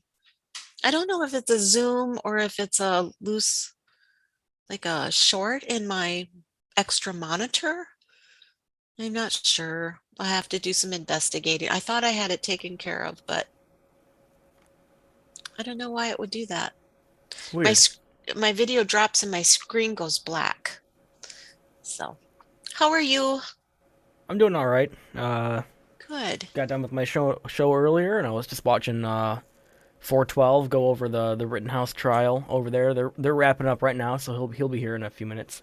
Is the Rittenhouse trial still going on, or has it done for the day? They just stopped for the day. Did you hear the judge's phone go off and it played Proud to Be an American, that song by Lee Greenwood? I did not, actually. That was his ringtone. Wow. I saw somebody made a meme where they replaced it with that Let's Go Brandon song, which was fantastic. Yeah, I've started my own chant. I'm ticked off at that Pfizer CEO that said we're criminals, for not going along with their narrative and saying anything else. Somebody needs to send him a copy of the U.S. Constitution. His name is Albert, and I feel like we should just start saying, let's go, Albert. Oh, man, that just ticked me off. Who do these creepy, rotten people think they are, inserting themselves into our lives? Yeah, it's quite insane. It is. Yeah. So there seems to be a lot happening, which is good. Yeah, Um, it seems like the focus is on the Rittenhouse trial today. yeah, I did find that on Twitter quite a bit. Yeah, and I don't. Yeah, what's the craziness that they're like trying to bring racial, stuff into it? It has nothing to do with that. Yeah. Well, I mean, I don't know if you're talking about the prosecution or the media, but The I think it. turds.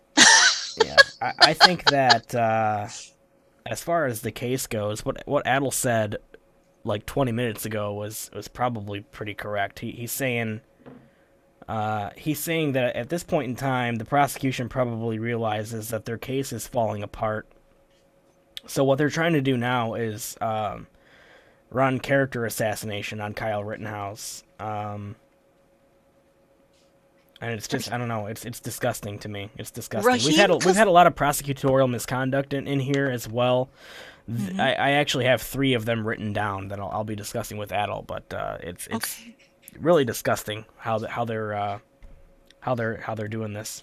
I can't remember how he worded it, but Raheem Kassam even came out and said, he's like, are they like trying to cause, like some kind of rioting to go on? He's like, I'm convinced they're trying to, he says, I am now convinced the prosecution is not trying to win the Rittenhouse trial, but are instead just trying to foment more divisions and incite more riots in the long term, especially the night Rittenhouse is acquitted.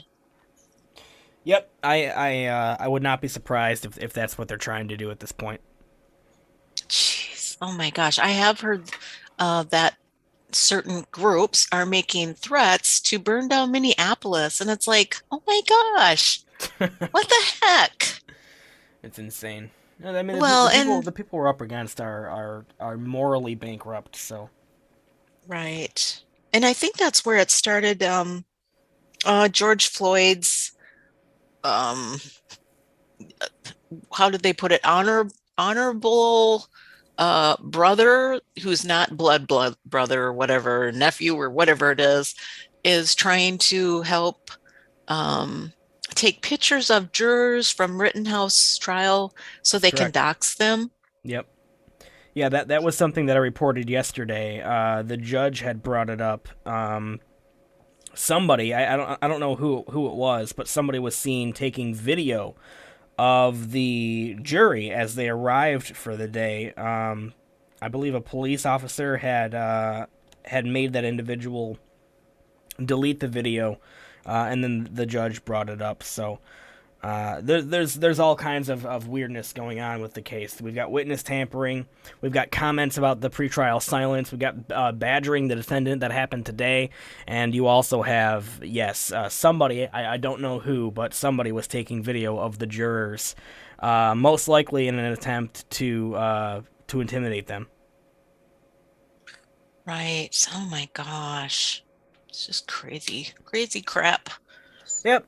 So I don't know. I don't want to spill too much of this because we're gonna be talking to Adel about this. But my prediction of what's going to happen is pretty close to what Adel was predicting as well. I think that this judge is going to be dropping this case, mistrial with prejudice, which basically means it can't be brought back. And I'm guessing that there are going to be riots in response to how this turns out. So, right. And I think they were just, the groups that are doing that are just waiting for something anyways. Yeah. Whatever the trigger, just like the George Floyd thing, who knew that would be the trigger. And they've been upset because the police were actually kept up in the cities. And then there was the judge who, there was a white police officer who she thought she pulled her taser or something, but she pulled her gun, I think, on a black man and killed him. And so her trial's going on, and the judge said she didn't want any cameras in the courthouse. And so there were people protesting outside of the judge's home. So that's been going on. I don't know. It doesn't make sense to me doing what, they want to do out of it. Right. Yep, but I mean, other than that, we have I don't know if you saw this, but Facebook has made it so you can't even search Kyle Rittenhouse on their platform anymore. The search will just come up with nothing. Oh. And that's happening as the case against Rittenhouse is completely falling apart. And also, YouTube is now going to be hiding dislikes. Yes. They're not going to be allowing people to see how many dislikes there are in videos. They're not allowing us to see how many dislikes there are on Biden videos. Right, or any videos whatsoever. The issue has gotten Right. so bad for Biden that they're making that platform wide, which is just insane to me. But it looks like Adel is here. Adel, what's going on, buddy? Hey, sorry about that, guys. I had to take care of a couple things, but I'm good to go. Good to see you guys. Awesome. You guys have a great show. Thank you very much. Thank you, All right. Cindy. You bet. Bye. What's up, Pixels? How are you, man? Oh, I'm doing all right. Just been a normal Wednesday for me here. How about you? Same here. Busy work day, and then just kind of trying to keep up with the Rittenhouse trial, which was interesting. Very, very interesting today. I've been really enjoying that. I've watched pretty much every minute of the last 3, maybe 4 days, and I gotta say it's must watch stuff. It's very, very riveting. It is. I mean, I can't even keep track of all the prosecutorial misconduct. Yeah, the biggest prosecutorial misconduct that the judge was really just upset about was the prosecution trying to insinuate guilt, essentially, because Kyle Rittenhouse had used his Fifth Amendment up until the trial, right, to not say anything. And I mean, when they started going down that line, you have it on video. Even better. I could just shut up and let the video speak for itself. This is the way to do it, by the way. Shut Adel up and just play the video. That is, if you're trying to produce a good show, you just figured it out, Pixels. There you go. All right, yeah, we'll just play the video, and yeah, this is quite a fantastic moment. I've actually got 2 clips of the judge going off on this guy. So here we go. Since August 25th, 2020, this is the first time that you have told your story. Sustained. Since August 25th, 2020, you've had the benefit of watching countless videos of your actions that night, correct? I've seen certain videos, not all of them. I've seen the majority of them actually here during the trial. You've also had the opportunity to read articles.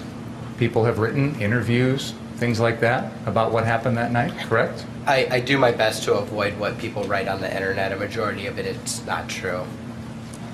You have also sat here through 8 days of trial, correct? Yes. And you've had the opportunity to watch all of the videos that have been played in this trial? Yes. Sir, if you could please let me finish my question before answering, and I will do my best. With comments like this, man, this prosecuting attorney is a little bitch when he talks to Kyle like this. Just those little comments like that. I had mixed feelings about it. I had mixed feelings about it. But yeah, I agree. It was very condescending. He's right, because there's a court recorder and she can only write down what one person's saying at a time. So if you do kind of cut each other off, it makes it very difficult for the court reporter. But I also agree that the way he does it is very, let me try to think of a nice way of saying it, cunty. He sounds like a librarian cat lady. Yes. Okay, yeah, we said the same thing, just You finish your answer before I go on to the next question. Fair? Yes. You have also had the opportunity to listen to the testimony of all 30-some witnesses that have testified in this trial so far, correct? Yes. And after all of that now, You are telling us your side of the story, correct? Correct. I'm going to ask you folks to go in the library for just a second. Please don't talk about the case.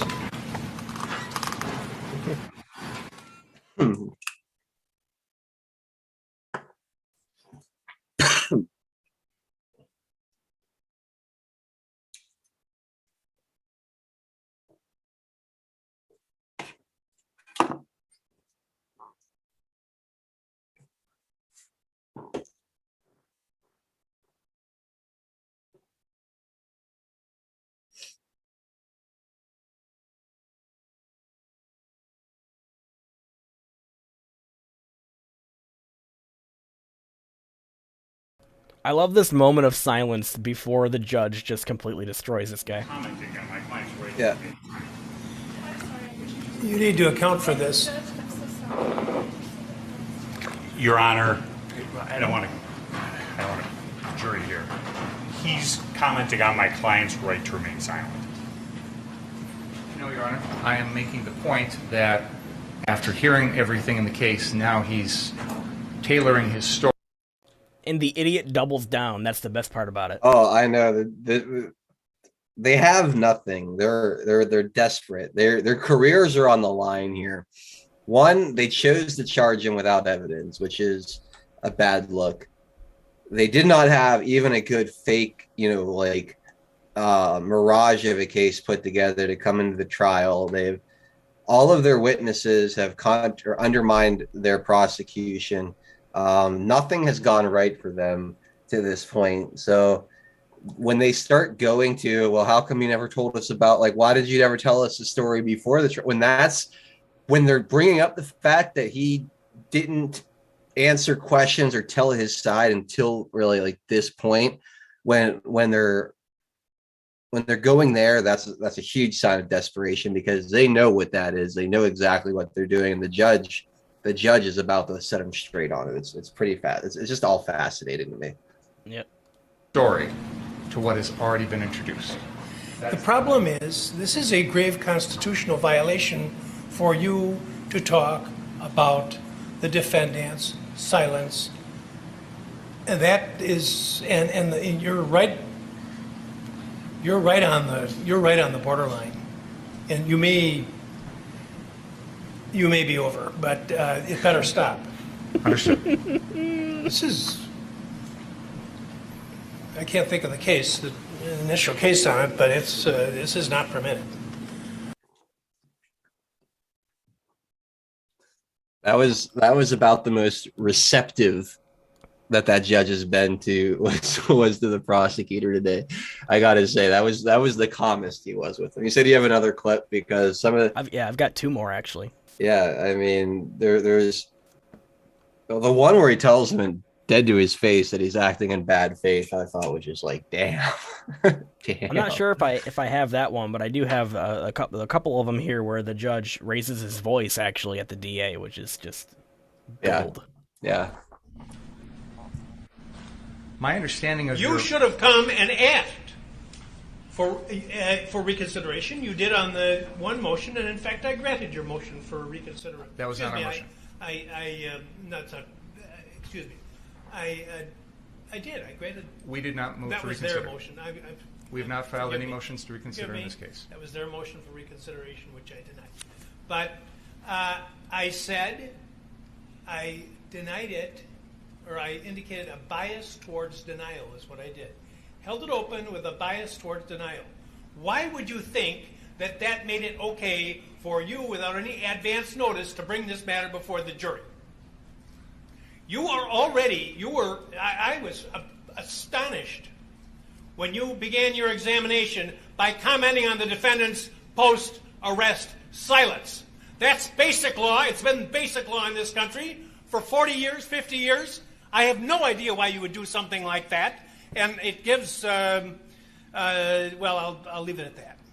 So I don't know what you're up to. May I respond? Yes. We filed an other acts motion on this exact issue because, in my mind, and I argued this, it is identical to what was going on the night of August 25th, in the sense that the defendant was using this exact same weapon He was using it in a manner to try and protect property. No, he wasn't. Your Honor, with all due respect, I'm not going to rehash the motion. That's absolutely untrue. No. Your arguments of record, my comments are of record, and why I ruled as I did is of record. There's nothing that I heard in this trial to suggest anything's changed, even if you're correct in your assumption that you know more than I did at the time. You should have come to the court and say, I want to go into this.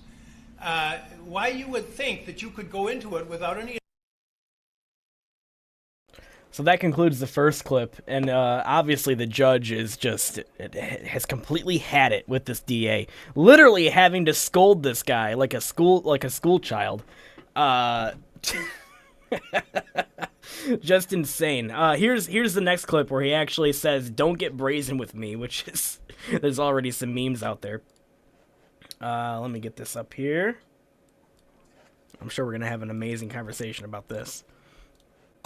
I had heard nothing in this trial to change any of my rulings. So why... testimony, Your Honor. Pardon me? That was before the defense testimony. Don't get brazen with me. You knew very well. You know very well that an attorney can't go into these types of areas when the judge has already ruled without asking outside the presence of the jury to do so. So don't give me that. That's number one. Number two, this is propensity evidence. I said at the time that I made my ruling, and I'll repeat again now for you, I see no similarity between talking about wishing you had your AR gun, which you don't have, so that you could fire rounds at these thought to be shoplifters, and the incidents in these cases, which are... So there you go. I mean, how this case has not been dropped already is beyond me, Adel. I mean, I think that's where it's headed. Did you hear me? I made the prediction on this on my broadcast at 4 o'clock. I think it's where it's headed. I think he wants to let both sides rest, but I would be kind of surprised if he let this to the jury at this point. I would be kind of surprised, but we'll see. I mean, if there's any justice in this world, Kyle Rittenhouse is a free man by the end of next week, and exonerated, good name restored, all of that good stuff. Because from what I've seen, the only mistakes that he made on that night, were putting himself unnecessarily in a dangerous situation. You know, it was poor judgment as a 17-year-old kid to be out there, whether his intentions were, altruistic or not. It just wasn't a smart environment to be in. So, I mean, was Kyle completely devoid of blame, for some of the events? I wouldn't go that far. But I will say that Kyle Rittenhouse did not intend to murder anybody. He didn't shoot anybody with the intent to kill anybody. He didn't shoot anybody that wasn't an immediate threat to his personal safety, or that wasn't an immediate threat to his own life. And every bit of harm and damage he caused to other individuals was all 100% done in self-defense. There's no case for any kind of assault, manslaughter, murder of any degree. And I don't see how the jury could put themselves in Kyle's shoes in that situation and say without any shadow of a doubt that they would have acted significantly differently. Right. When it comes to, Rosenbaum, Gage, Groswich, or Adam, whatever his name was. I can't remember, Adam Housley, or I can't remember the guy's name, whatever it is. Huber. It wasn't Adam either. It was Anthony Huber. Anthony Huber. I'm sorry. It's all good. Yeah. I want to talk about some of the prosecutorial misconduct that we've seen, because I think that's significant. First of all, we have a story out there about witness tampering. The photojournalist that was brought on stand yesterday has claimed that the prosecuting attorney tried to get him to change his story. Have you heard about that? Yeah, I watched that all, every minute of it.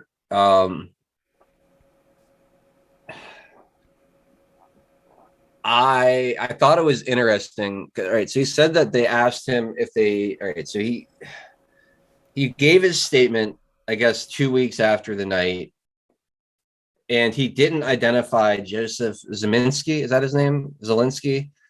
It starts with a Z. Zeminski. Zeminski. Thank you. I don't know what to do without you, dude. So you have you have Joseph Zeminski, who wasn't identified in his original statement. The video photographer, I guess, was called back in, and they showed him the picture of Zeminski and said, "This is Zeminski. We're prosecuting him for arson or something, another charge. Here's him in your photo. Do you want to change? Do you want to change your statement to include his name for whatever reason?" And he wasn't comfortable doing that. And I guess they pressured him, made him feel uncomfortable. And that's what he was referring to. So I don't know how relevant that is to this case. It sounds like that's prosecutorial misconduct for a different case. I'm not necessarily trying to tie it to this case. Okay. What I am trying to do is bolster an idea that this prosecutor should be held accountable for his actions. Yes, okay. Yeah. So let's talk about the other two instances of prosecutorial misconduct that we've seen in this case. One of which we've just discussed: the comments about pretrial silence. Essentially, the attorney, the prosecuting attorney, cannot make any comments about Kyle Rittenhouse's use of his Fifth Amendment right.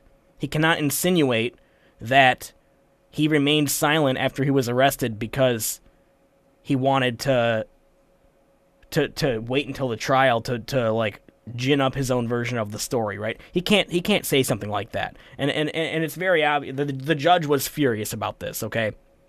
So that's the other instance of prosecutorial misconduct that we've got. The third one we just witnessed today. You were streaming the hearing. I was watching, and I witnessed the prosecuting attorney. I witnessed him badgering Kyle Rittenhouse for how long would you say that he badgered him for?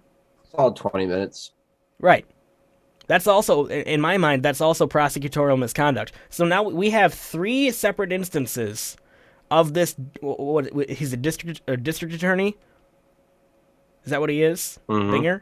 Yeah. We got three separate instances of that same guy committing acts of prosecutorial misconduct. What do you think should happen to that prosecutor after this case is concluded?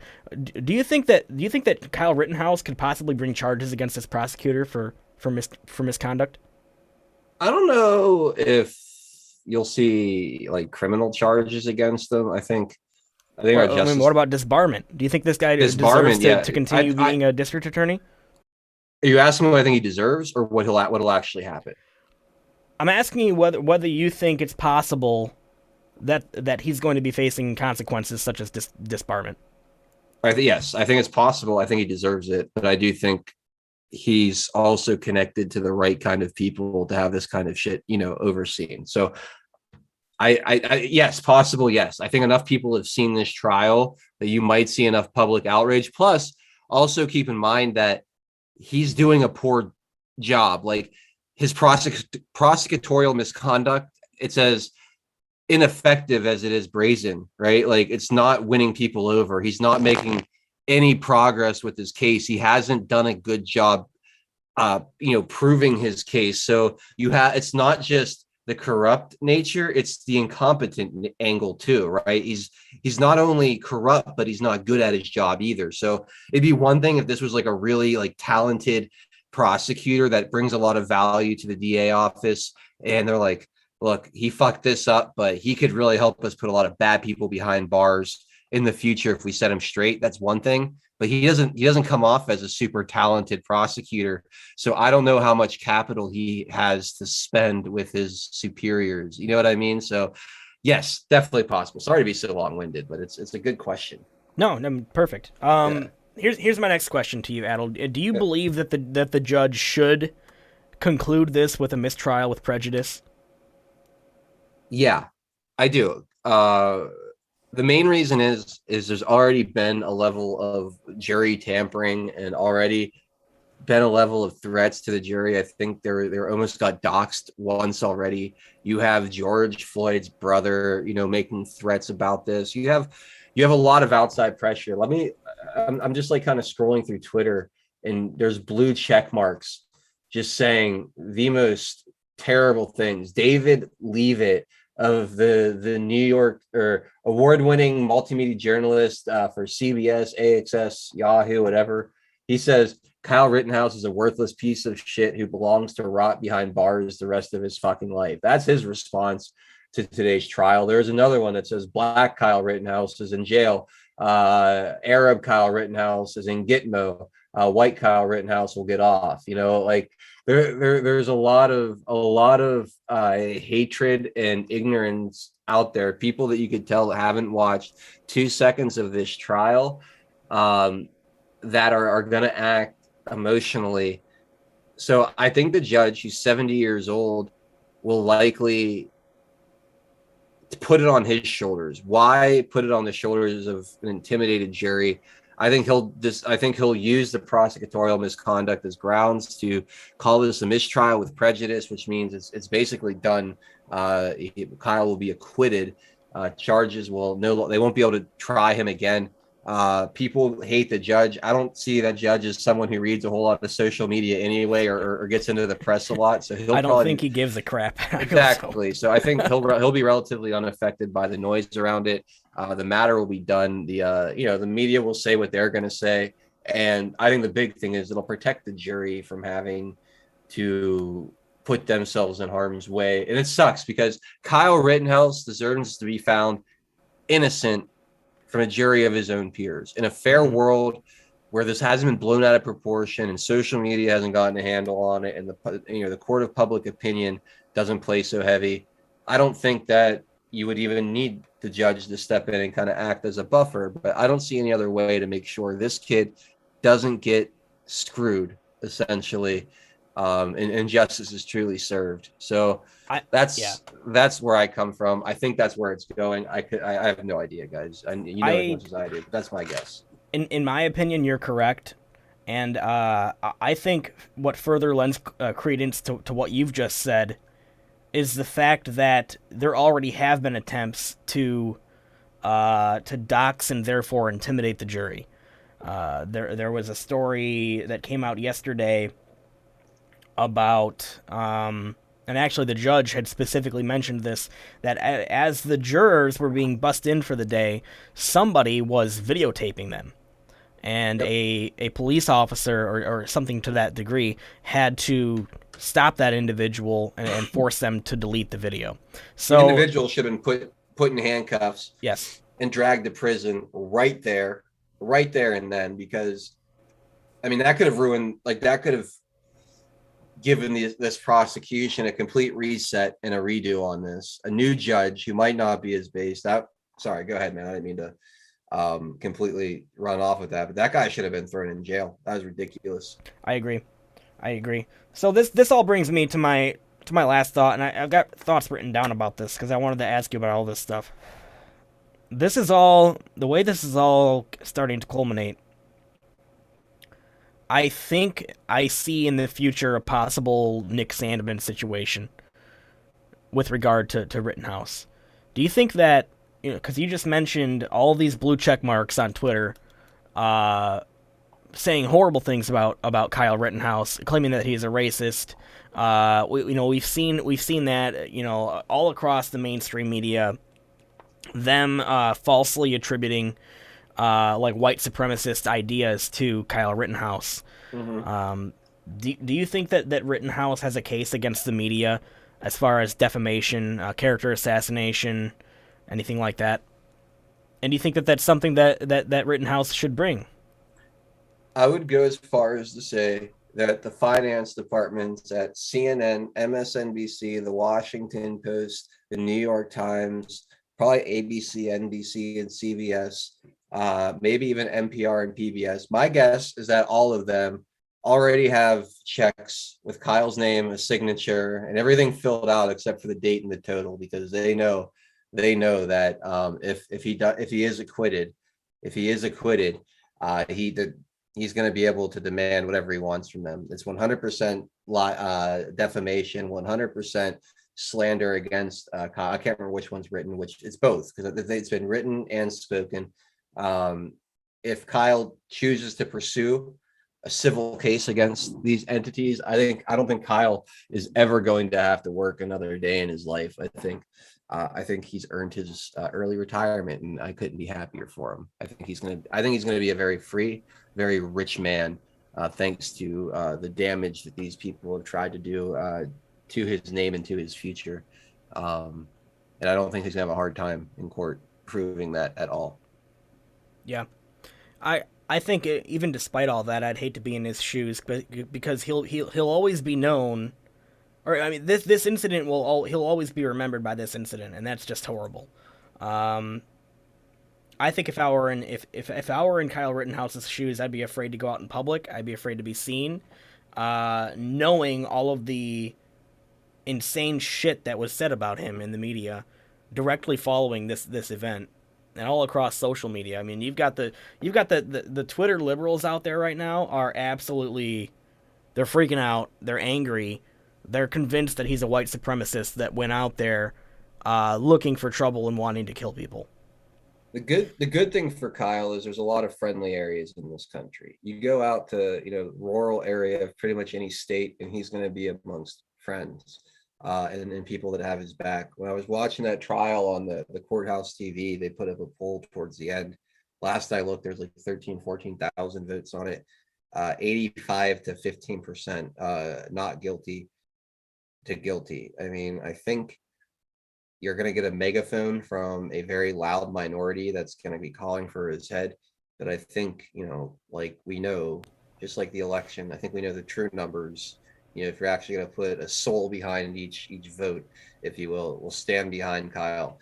I think Kyle, probably the hard part is his days of hanging out in Kenosha, Milwaukee, Chicago, those more liberal areas, maybe Antioch. I don't know much about Antioch, but any part of that general group of cities, I'm guessing, is going to be relatively liberal. He's going to probably have to get out to the sticks a little bit and set up shop. But the good thing is he's probably going to have tens, if not hundreds of millions of big news money to build himself a nice little living, a great security system, plenty more AR-15s and whatever the hell else. He could buy a tank with the freaking money he's going to have and plop it. And, that's what he could drive to town. And if he needs to, I say that in jest, but I feel bad. He's not going to have probably the normal kind of life that, he would have otherwise.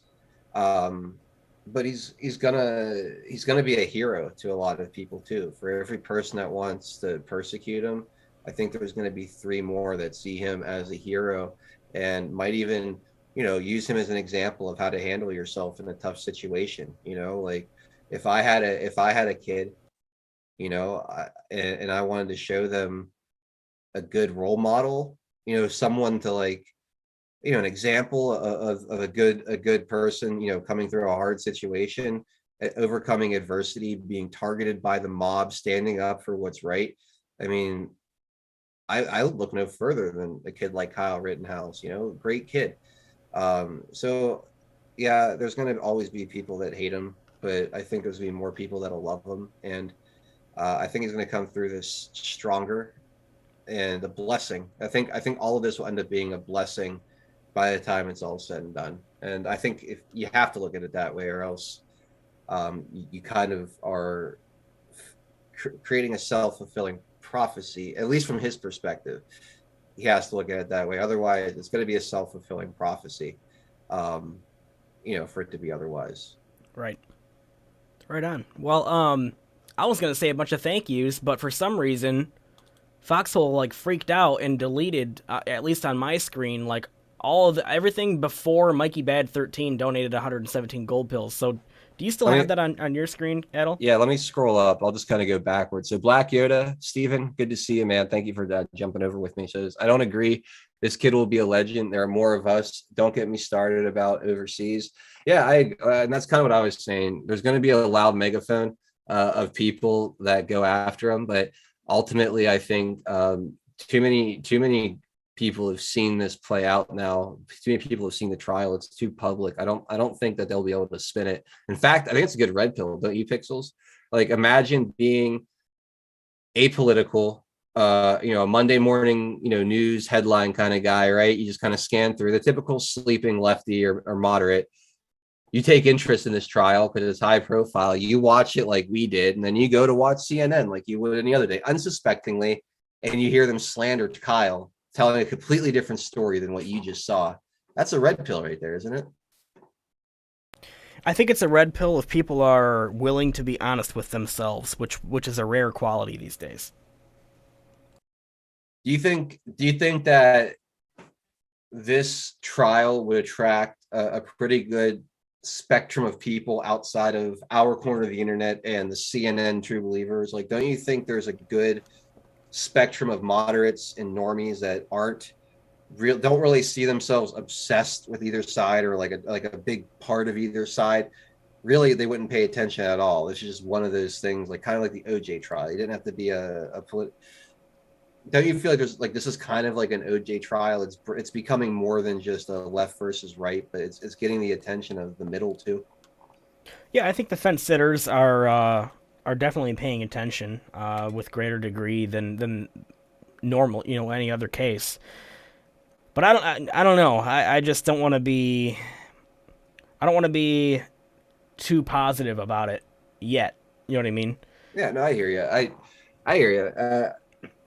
I'm hoping it's gonna be one of those things that people will, because it's not like an orange man bad thing necessarily.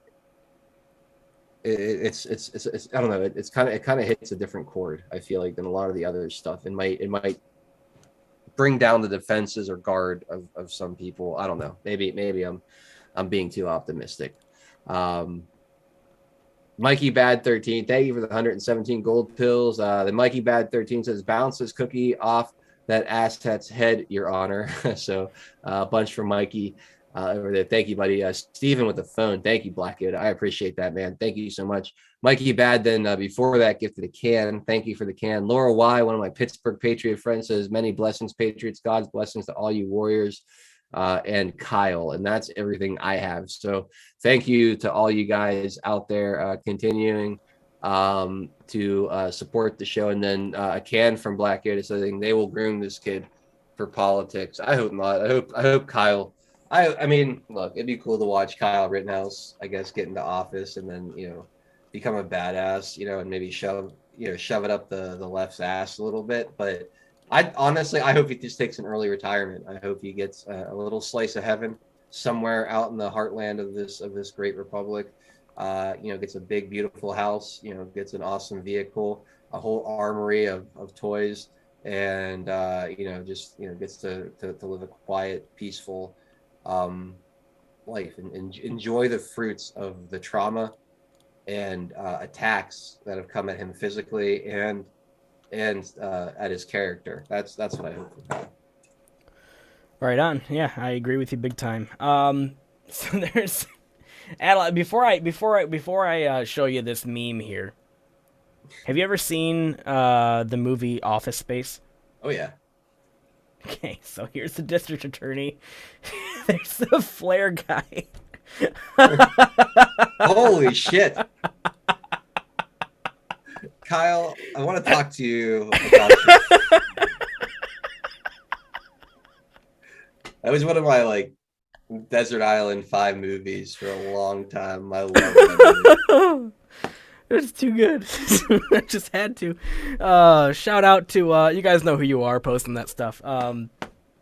My God, man, my God. So, I mean, I think we've spoken on this trial now for like 40 minutes. Was there anything else that you saw today that you didn't have a chance to bring to the audience? Anything else that I saw today? I guess the only other thing I'll comment on the bold decision to have Kyle testify. That was an extremely risky decision. They had the prosecution failed to make its case. In a fair situation, you know, if you're the defense there, burden of proof is on them, and they failed to provide that proof to meet that burden.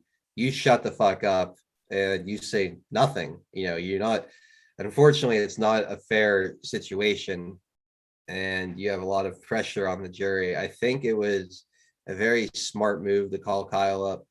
I think they first of all knew that the truth was on his side, so there wasn't any fear of him being caught in a lie or anything like that, because he had nothing to hide or lie about. So the truth was on his side, and I think they understood that Kyle's a pretty special kid and he can handle the heat. And I think they trusted that he was, I don't know if coached is the right word, but I'm going to use it. He was well coached on how to handle what I think the prosecution was ready for. Also, I think it was almost bait to, you could tell the prosecution couldn't help themselves. The prosecutorial misconduct after they put him on the stand was right in your face, right? So I think they knew that who the prosecution was and what they would try to do. And I think they wanted that to happen. I think they wanted them to step over the line, because it gives the judge now an out to end this, acquit Kyle without taking a chance on what might be an intimidated or tampered with jury, and put the heat on his shoulders. So I think it was a smart move. I know a lot of people out there, if you scroll Twitter, were really, really upset that they did it. I wasn't sure about it either, but the defense had been pretty much bulletproof up until that point. So I trusted that they had a pretty good feel for how that was going to go. And I don't think they could have asked for a better result from Kyle and from what happened there. So that's my final thought, is it was a big roll of the dice from the defense to put him up there, but it, in my opinion, was absolutely the right move. And I think it's a move that'll have a major positive impact on Kyle for the rest of his life. I think he'll be able to turn to that moment, and I think people will be able to see that moment. And I think it's going to give, like I said, I think it's going to have a huge positive effect on this situation and on the way the situation affects him the rest of his life. So I think it was a brilliant move to have Kyle go up on the stand in his defense, just because of what happened after that. That resulted in, like you said, the prosecution just going full on prosecutorial misconduct, trying to assassinate his character, trying to badger him into saying something that they wanted him to say. Kyle didn't back down. He was very smart about how he answered those questions, and I think it ended up being the final nail in the prosecution's coffin, to be honest with you. I think so too. I think it sealed the deal for him. It was a big risk. It's one of those things, like if you pull it off, you win, but it could also completely ruin what you are, like when you already were winning, right? Like you already had it. You were already in a very strong position as a defense. So there was definitely a risk. But to your point, Pixels, you're right. It did kind of seal the deal. It did kind of seal the deal. Tesla Dove says, could they be throwing it on purpose? Are they secretly white hats? Do you want to take that one first? I have a thought on that, but I've been talking a lot today. I feel like I've been running away with this. So you go first this time. I don't know how to answer that question because it's so speculative. Like I can't say anything definitive on it. I'll say no. I'll say absolutely not. They're not throwing it on purpose. If they're throwing it on purpose, it's because they know they fucked up and they want another shot at it. They want a mistrial. And the defense even said that. I think they're trying to force a mistrial so they can start this over. They would also likely get a different judge. A different judge might handle a lot of these situations far differently. So I think it's really important. I think it's really important that it doesn't get to a retrial. I think that would be the wet dream of the prosecution. So if they are secretly throwing it, it's not for an altruistic reason in Kyle's favor or any kind of white hat type motivation. It would be to try to get a reset and a redo. Yeah. Fortunately, the defense was onto that, called it out, and basically said, if you're going to do a mistrial, it needs to be with prejudice. So these charges are dead, and double jeopardy means that they can never be brought up again. So it would essentially be the end of the matter. I also think that no white hat could ever, even if they were acting, could ever act in such a despicable way. Like, I don't think that a true white hat, no true Scotsman, would be acting like that, even if it was acting. Like, I mean, like, it's just even when I like impersonate the people that were the black hats, I can't go full black hat because I'm not a black hat. So, like, I don't know. All right, so moving on from the Kyle Rittenhouse situation, we've got about 13 minutes left in the show. I just came across something just absolutely awesome. Have you seen this Florida second grader who was suspended 36 times for not wearing a mask? Have you heard about this story? I have not. Okay. Why are you still sending her to this school? I know. That's a different conversation. She made a speech today at this school board, and this is just gonna have you guys beaming. Just check this out. My name is Fiona Lachuz, and I am in second grade at Discovery Kale Elementary. I am back to talk to you again today. And for anyone who thinks I didn't write my speech last time is wrong. I wanted to be here then, just like I do now. Sorry if I am supposed to be scared when I see people yelling at these meetings. So I am back today, and tomorrow is my birthday. I am going to get suspended if I don't wear a mask for 3 more days. Just because I get suspended for not wearing a mask isn't going to change my mind. You can keep suspending me. I still have the right not to wear a mask. It is not fair that I'm getting punished because you guys, the school board, are not following the law. That is not fair. It just isn't right. I'm still going to stand up for what I believe in, and nothing's going to change my mind. I've been getting suspended a lot because I'm wearing a mask. Do you know how dirty masks are? Because you touch the mask, you put it on your face, you breathe all those germs in because you have lots of bacteria on your hand.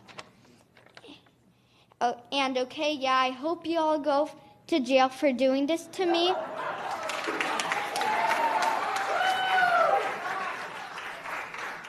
And my family is proud of me, and my Uncle Murphy, that is in heaven, is really proud of me. And I want to say Burke sucks, but instead of, your rules suck.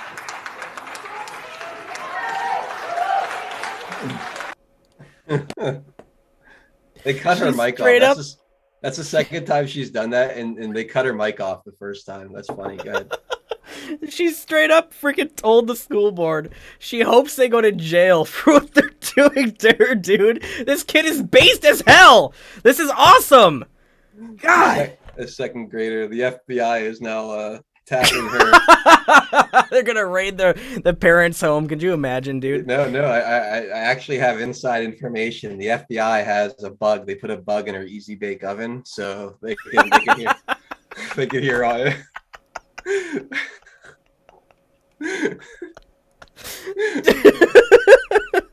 Dude, all I gotta say to that one is God bless this kid's parents. Like, whoever this kid's parents are, you guys are doing it right. You are doing it right. If this is the other thing. The children are the future, right, Adel? That's a non-disputed fact. It'd be hard to dispute that. The Biden regime and all their deep state crony douchebags out there, they're worried about this current generation. You and I. They're worried about you and I going to the right, abandoning the left, the Marxist bullshit, all that stuff. But I feel like who they should really be afraid of is the kids, and what they're gonna be, what they're gonna be like politically 10 years from now.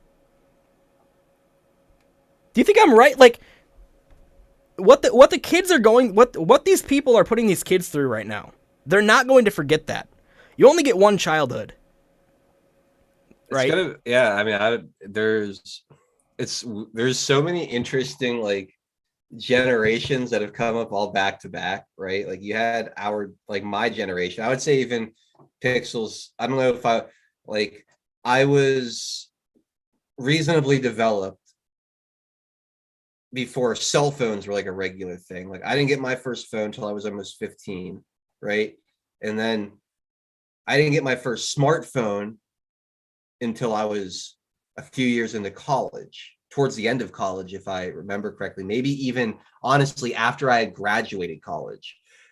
So I, as my good friend Frankie Val has said, and he has such a great way of putting things into words: 1 foot in the old world, 1 foot in the new. I lived in a time when I was growing up that you could just go out and leave the house and you were unreachable, and that was acceptable. Like people would leave you a message on a box that was not attached to you, and you would have to wait hours, maybe a day, until someone got home, got your message, and decided to call you back. Like that was normal. I don't know if your generation, Pixels, if you could ever even remember a time where that was the case. Probably by the time you were your long-term memory was really developed to like where that would be significant, you were reachable, like everyone was reachable in their pocket, so I had my first cell phone when I was in the 6th grade. So just between the 10 years that separate us, right? Because you're about 25. Yeah. All right. I'm 34. So just in that almost decade that separates us, like we've almost had completely different paradigms as far as how we grew up.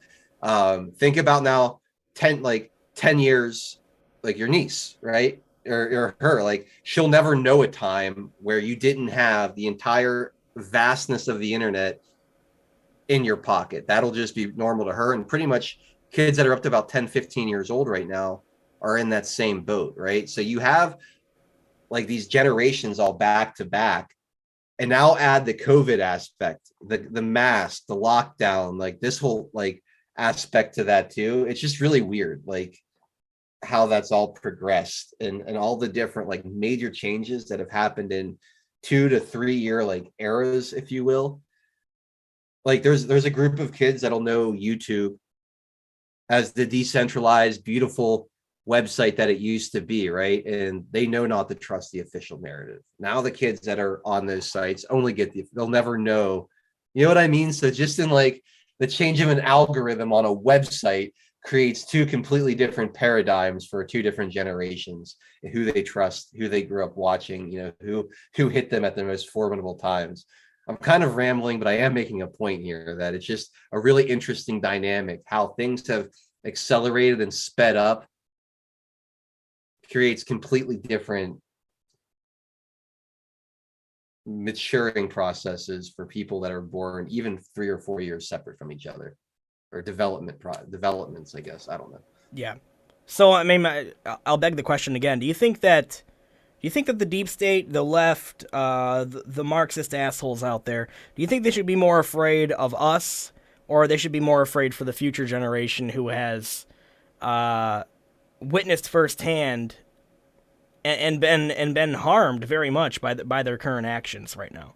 Do you think that we have an ultra conservative generation coming that's not going to put up with any bullshit, that is going to be extremely anti-authoritarian, extremely pro-liberty? Do you think that that's something that they need to be worrying about? Yes, I do. I absolutely. And they are worried about it because you see how desperately they are to control through curriculum and algorithms what that age group is exposed to. Like they are in a desperate culture war to have their influence on that generation's development. Which generation do I think is a bigger threat? I think anyone about 5 to 10 years older than me up till about anyone that's about 20 years old right now grew up in a very special time where we had a free and open internet for a significant period where we really kind of made progress. You know, it's been locked up since. So the younger generation, it's more of a crapshoot. But I think there's this like 30-year gap of people that are comfortable enough with the technology and have seen it work to its full potential and have evolved their kind of reality in that to where that's the most dangerous. Like that 30-year group, I would say, is the most dangerous generation. If that's probably too long for it, but that's the most dangerous demographic to the deep state, because they know the technology, they know what it's capable of, and they've learned to decentralize from the establishment with it. So. Right. Right on. Well, we've got 3 minutes left, and I'll be remiss if I didn't bring this up. Let's celebrate a little bit for New Jersey. New Jersey Senate President Steve Sweeney concedes to newcomer Edward Durr and cites a red wave. I don't think I need to say anything more than that. I think the most shocking part of this story, Adel, is really how much Durr spent on his campaign compared to what Sweeney spent on his campaign. And I know that you know the numbers to that. Do you want to speak on that really fast? 5,000 to 1 million, 0.5%, 200 to 1, however you want to say it. It was. I'll just make a couple of quick points. One, shows that anyone get involved and anyone can take down a political giant. If your messaging is better, you don't need a ton of money. It's not the big club, the impenetrable club that maybe it once was. So that's very, very encouraging too. If this was 2018, do you think they would have let him keep that seat or win that seat? Absolutely not. I think they were trying to steal it. Too many eyes on it now. They've cashed their chips, baby. We are on to him. The country's on to him. These days of flipping seats a week after the fact are fucking over. I think America has had enough of election week, and we're ready to go back to election night. I think this Ed Durr thing proves it. So those are a couple things. Also, even the Democrats care about optics sometimes. They would have been essentially taking a perfect example of the American dream, truck driver winning office, the ultimate underdog story. They would have been literally taking that in the most brazen, in the open, public way, putting its teeth on the curb and stomping until you see brains. And that's optics that they can't even overcome. They can't, not even the Democrats with all their media friends, can't overcome the optics of curb stomping the American dream in front of the public. And that's essentially what they would have been doing to steal that seat. So I'm very encouraged. They're not as powerful as they once seemed to me anymore. And Ed Durr, I think it really, really proves that. Yeah, and I think I think what's going on right now, there's so much disapproval over what the Democrats and the Biden regime has done that it's kind of becoming toxic to have a D next to your name. Have you been noticing that lately, Adel? Absolutely. It's almost as if this was the plan from the start. It's almost did you by the way, speaking of Durr, did you hear his great quote when so there was criticism in an article or a hit piece or whatever in the Atlantic, and their criticism of Durr is he's inexperienced and he has no idea how to govern on a state level in New Jersey. You know what Ed Durr's response was? What'd he say? Maybe not, but I can't make it any worse. So, well, he's got a point there. He's got a point. Here's the thing: the Democrats have exposed themselves as not just incompetent, but malign. Yep. They're malevolent. They are intentionally causing harm to the country and their constituents. They will go on MSNBC and tell you that America is an evil country, and then after that they will go and do everything they can to harm it. Okay? So I'm pretty sure everybody out there understands it's better to have somebody who's completely and totally inexperienced than somebody who's in that seat to do harm to the country. Yep. And I think that's becoming a very clear message to voters out there. I think that come 2022 for the midterms, I've said this many times in the past, and I've been wrong many times in the past, but I think that we've got ourselves a political bloodbath. I think that and I'm saying this metaphorically, FBI, I think that in 2022 we're going to witness a ritual sacrifice of the Democrats in favor of better policies. I heard this from John Cardillo, and I don't know what I heard that they're trying to figure out how to get away from Biden and Kamala without destroying their brand. I don't know how true that is. You know what I said but the other I day? saw a poll. It was like they asked likely voters what is the most important next thing that Biden focuses on, and I think the overwhelming most popular answer was retirement. So I think that pretty much says it all. You know what I said? I think the Democrats are in a really a crazy predicament right now, and I'll just lay it out really quickly, and then we'll go ahead and end the show. I believe the Democrats right now are in between a rock and a hard place.